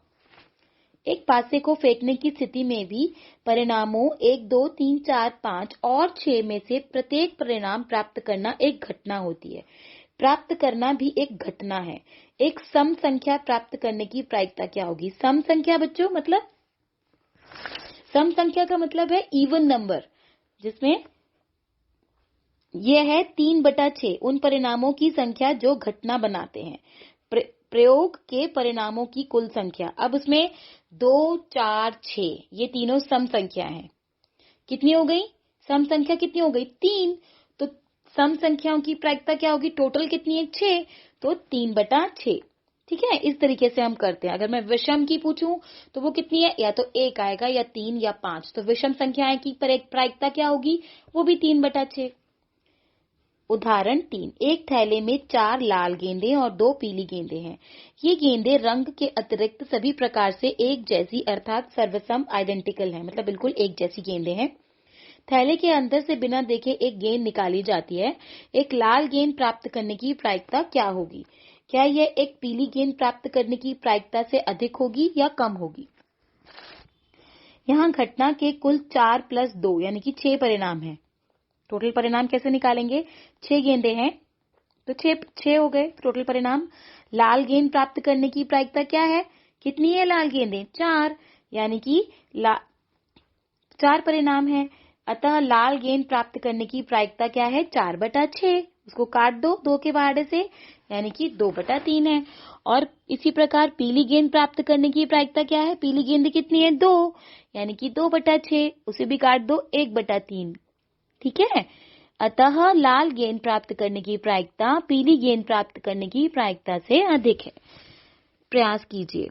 मान लीजिए आप पहिए को घुमाते हैं। इस पहिए पर एक हरा त्रिज्यखंड प्राप्त करने के परिणामों की संख्या और हरा त्रिज्यखंड प्राप्त न होने के परिणामों की संख्या नोट कीजिए या लिखिए। तो देखिए, इसमें ये जो आपको फोटो दी गई है आकृति 5.11 में, इसमें हरा यानी जी 1, 2, 3, 4, 5 जगह जी लिखा है, यानी उसकी प्रायिकता है 5। एक हरा त्रिज्यखंड प्राप्त करने की प्रायिकता ज्ञात कीजिए। प्रायिकता क्या होगी? टोटल इसमें कितने हैं? 8। हरा कितना है? 5। तो यानी हरे की प्रायिकता क्या होगी? 5/8। एक हरा त्रिज्यखंड प्राप्त ना होने की प्रायिकता, तो प्राप्त ना होने की 8 में से कितने बच गए? 3, यानी 3/8। ये बहुत ही आसान है बच्चों, कुछ मुश्किल नहीं है इसमें। 5.5.5 वास्तविक जीवन से संबंधित संयोग और प्रायिकता। अब हम इसको वास्तविक जीवन में कैसे करते हैं? हमने उस संयोग की बात की थी जिसमें केवल उसी दिन वर्षा हुई जब हम बरसाती लेकर नहीं गए थे। आप प्रायिकता के पदों में संयोग के बारे में क्या कह सकते थे? क्या यह वर्षा ऋतु में 10 दिन में 1 दिन हो सकता था? तब वर्षा होने की प्रायिकता 1/10 है और वर्षा ना होने की प्रायिकता 9/10 है। यह सोचते हुए कि किसी दिन वर्षा होना या ना होना समसंभावित या समप्रायिक है, वास्तविक जीवन की विभिन्न स्थितियों में प्रायिकता का प्रयोग किया जाता है। अब ये तो चीजें हम रोज ही देखते हैं कि हम कहीं गए, सपोज आप मार्केट गए, मार्केट में आप कोई चीज लेने गए, वो चीज आपको नहीं मिली, आप 10 चीज लेने गए, आपको कोई 5 चीजें मिली। तो ये सब संभावित चीजें हैं कि आप कोई चीज काम कर रहे हैं, वो संयोग की बात है कि वो चीज आपको मिलेगी कि नहीं मिलेगी। तो उसको हम किस तरीके से प्रायिकता उसकी निकालते हैं। एक बड़े समूह के अधिक लक्षणों या विशेषताओं को उस समूह के एक छोटे भाग का प्रयोग करते हुए ज्ञात करना। जैसे चुनाव के समय एग्जिट पोल किया जाता है। इसमें संपूर्ण क्षेत्र में बंटित केंद्रों में से यादृच्छिक रूप से बिना किसी पूर्वाग्रह के कुछ केंद्र लेकर मतदान करके आने वाले व्यक्तियों से यह पूछा जाता है कि उन्होंने किसे मत दिया। इससे प्रत्येक प्रत्याशी के जीतने की संभावना का अनुमान लगाया जा सकता है तथा इसी आधार पर प्रगुक्तियां, भविष्यवाणियां भी की जाती हैं। मौसम विभाग बीते हुए अनेक वर्षों के आंकड़ों की प्रवृत्तियों को देखकर ही मौसम के बारे में भविष्यवाणियां करते आ रहा है। मतलब जो मौसम विभाग की जो भविष्यवाणी आती है, आप इसको देखते होंगे जब आप न्यूज देखते होंगे टीवी में कि वो भविष्यवाणी बताते हैं कि कल इतनी वर्षा होगी या कल मौसम साफ रहेगा। तो वो अपने पुराने जो संयोग और प्रायिकता है उसको देख के उसके आधार पे ही वो आगे का बताते हैं। ठीक है, अब हम आगे बढ़ते हैं। प्रश्नावली 5.3। इन प्रयोगों में आप जो परिणाम देख सकते हैं उन्हें ज्ञात कीजिए। तो पहला है पहियों को घुमाना। हाँ, तो जब आप पहिए को घुमाएंगे तो कितने परिणाम आएंगे?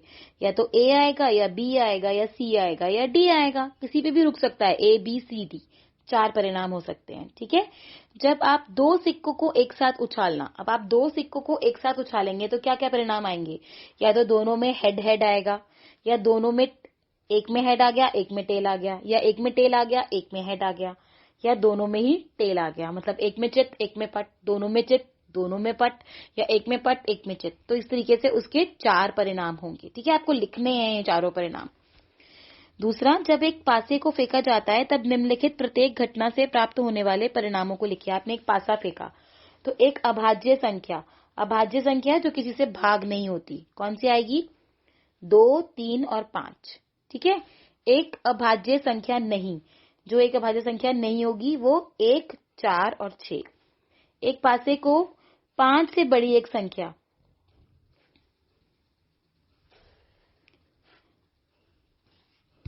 तो 5 से बड़ी संख्या क्या है? 6। और 5 से बड़ी संख्या नहीं, यानी 5 से छोटी, तो कौन सी है? 1, 2, 3 और 4। ज्ञात कीजिए प्रश्न 1 का ए में सूचक के डी पर रुकने की प्रायिकता। तो देखिए 5 बने हुए हैं इसमें, ए बी सी डी और ए, यानी टोटल कितने हैं? 5। और 1 पर रुकने की चाहिए, डी पर रुकने की चाहिए, तो डी तो 1 ही है, तो इसकी प्रायिकता 1/5 होगी। ठीक है, अगला दिया है अच्छी प्रकार से फेंटी हुई 52 ताशों की एक गड्डी में से एक इक्का प्राप्त करने की प्रायिकता। तो एक ताश में, एक अगर आप 52 पत्तों की ताश लेते हैं उसमें कितने इक्के होते हैं? 4। तो अगर एक इक्का चाहिए, टोटल कितने हैं? एक इक्का चाहिए, तो यानी 4। 4 में से कोई भी एक आ सकता है, और टोटल कितने हैं? 52, यानी 4/52, तो वो आ जाएगा 1/13। 7 से एक लाल सेब प्राप्त करने की प्रायिकता नीचे दी गई आकृति से प्राप्त कीजिए। अब देखो इसमें आपको दे रखा है green red red R7 RJ। तो इसमें जो लाल सेब प्राप्त करने की प्रायिकता क्या है? तो इसमें टोटल कितने दिए हैं? 1 2 3 4 5 6 7, 7 सेब दिए हैं, और लाल कितने हैं इसके अंदर? 4, यानी 4 में से कोई भी एक आ सकता है। तो कितनी होगी लाल सेब की? 4/7। अगले पेज पे आते हैं बच्चों। ये बहुत ही इजी है, प्रश्न है, ये आप अपने आप कर सकते हैं। इसके बाद चौथा प्रश्न भी इसी तरीके से है, ये आप कर सकते हैं। 5वां देखिए, यदि आपके पास 3 हरे त्रिज्यखंड, एक नीला और एक लाल है वाला एक घूमने वाला पहिया है, तो एक त्रिज्यखंड प्राप्त करने की प्रायिकता क्या होगी? तो देखो ये भी बहुत ही आसान है, जिसमें 3 हरे हैं, एक नीला है और एक लाल है। तो ऐसा प्राप्त करना है जो नीला नहीं है। टोटल कितने हैं? 3, 4 और 5 ठीक है, और नीला कितना है? एक ही है, तो यानी 1/5। और नीला ना हो, नीला ना आए, बाकी जो आ जाए, तो बाकी कितने हैं? 3 और 1 4, यानी 4/5। ठीक है, प्रश्न 2 में दी गई घटनाओं की प्रायिकताएं ये आप कर सकते हैं अपने आप। इस तरीके से हमने अध्याय कंप्लीट किया बच्चों, और हमने इनमें किन तथ्यों पर विचार किया। हमारे पास ज्यादातर उपलब्ध आंकड़े जो संगठित रूप में होते हैं, जिन्हें यथा प्राप्त आंकड़े कहा जाता है। किन्हीं भी आंकड़ों से अर्थपूर्ण निष्कर्ष निकालने के लिए हम उन्हें क्रमबद्ध रूप से संगठित करने की आवश्यकता पड़ती है। तीसरा, हमने ये समझा, बारंबारता वह संख्या दर्शाती है जितनी बार कोई एक विशिष्ट प्रविष्टि आंकड़ों में आती है। ठीक है, हमने बारंबारता बंटन सारणी बनाई, हमने बारंबारता के बारे में पढ़ा। यथा प्राप्त आंकड़ों के समूह बनाए जा सकते हैं और उन्हें एक क्रमबद्ध प्रकार से वर्गीकृत बारंबारता बंटन के रूप में प्रस्तुत किया जा सकता है। पांचवा, हमने समझा कि वर्गीकृत आंकड़ों को आयत चित्र का प्रयोग करते हुए दर्शाया जा सकता है। आयत चित्र एक प्रकार का दंडालेख है जिसमें क्षैतिज अक्ष पर वर्ग अंतरालों को प्रदर्शित किया जाता है। नीचे वाला जो होता है क्षैतिज, उसमें वर्ग अंतराल बताए जाते हैं, और दंडों की लंबाइयां वर्ग अंतरालों की बारंबारताओं को प्रदर्शित करती हैं। साथ ही दंडों के बीच में कोई रिक्तता नहीं होती। इसमें कोई भी स्थान हम दूर दूर, जैसे दंडालेख में हम दूर दूर बनाते हैं, इसमें हम दूर दूर नहीं बनाते कोई भी वर्ग अंतराल, क्योंकि वर्ग अंतरालों के बीच कोई रिक्तता नहीं है। सिक्स्थ, हमने सीखा छठा, आंकड़ों को वृत्त आलेख या पाई चार्ट का प्रयोग करके भी प्रस्तुत किया जा सकता है। एक वृत्त आलेख एक संपूर्ण और उसके भागों में संबंध को दर्शाता है। सातवां, कुछ ऐसे प्रयोग होते हैं जिनमें परिणामों के आने के संयोग बराबर होते हैं। और आठवां, एक यादृच्छ प्रयोग वह प्रयोग है जिसमें परिणामों की ठीक ठीक प्रगुक्ति यानी कि भविष्यवाणी पहले से नहीं की जा सकती, जैसे हमने वर्षा वाला पढ़ा था, जैसे बहुत सारे उदाहरण पढ़े इसके अंदर बच्चों। नौवां, किसी प्रयोग के परिणाम समसंभावित या संप्रायिक कहलाते हैं कि उनके आने के संयोग बराबर हों। एक घटना की प्रायिकता क्या होती है, 10वां पॉइंट हम पढ़ रहे हैं। घटना को बनाने वाले परिणामों की संख्या बटा प्रयोग के परिणामों की कुल संख्या। ठीक है, वो घटना कितनी बार हो सकती है, जैसे एक बार, और टोटल कितना है, जैसे कि 6, जैसे मैं पासे का आपको बता रही हूँ। 11वां, जब परिणाम संप्रायिक है। 11वां, किसी प्रयोग के एक या अधिक परिणामों से एक घटना बनती है। 12वां, संयोग और प्रायिकता वास्तविक जीवन से संबंधित है। इस पे हमने, इसी बात पे बच्चों हमने अपना ये अध्याय 5 जो हमने किया, ये खत्म करते हैं हम। आशा करती हूँ आपको अच्छे से समझ में आया होगा। इसके अच्छे से आप ग्राफ पेपर के ऊपर बार ग्राफ वगैरह बनाने की कोशिश कीजिएगा। दंडालेख, आयत चित्र, या आपको बार ग्राफ के ऊपर, जो ग्राफ पेपर होता है उसकी कॉपी आती है, उसके ऊपर आपको पेपर में भी आपको ग्राफ पेपर दिया जाएगा, उसके ऊपर आपको समान दूरी के लेने हैं और उसके अंदर आपको बनाना है। आशा करती हूँ। अच्छा, नमस्कार बच्चों, आपको समझ में आया होगा अच्छे से।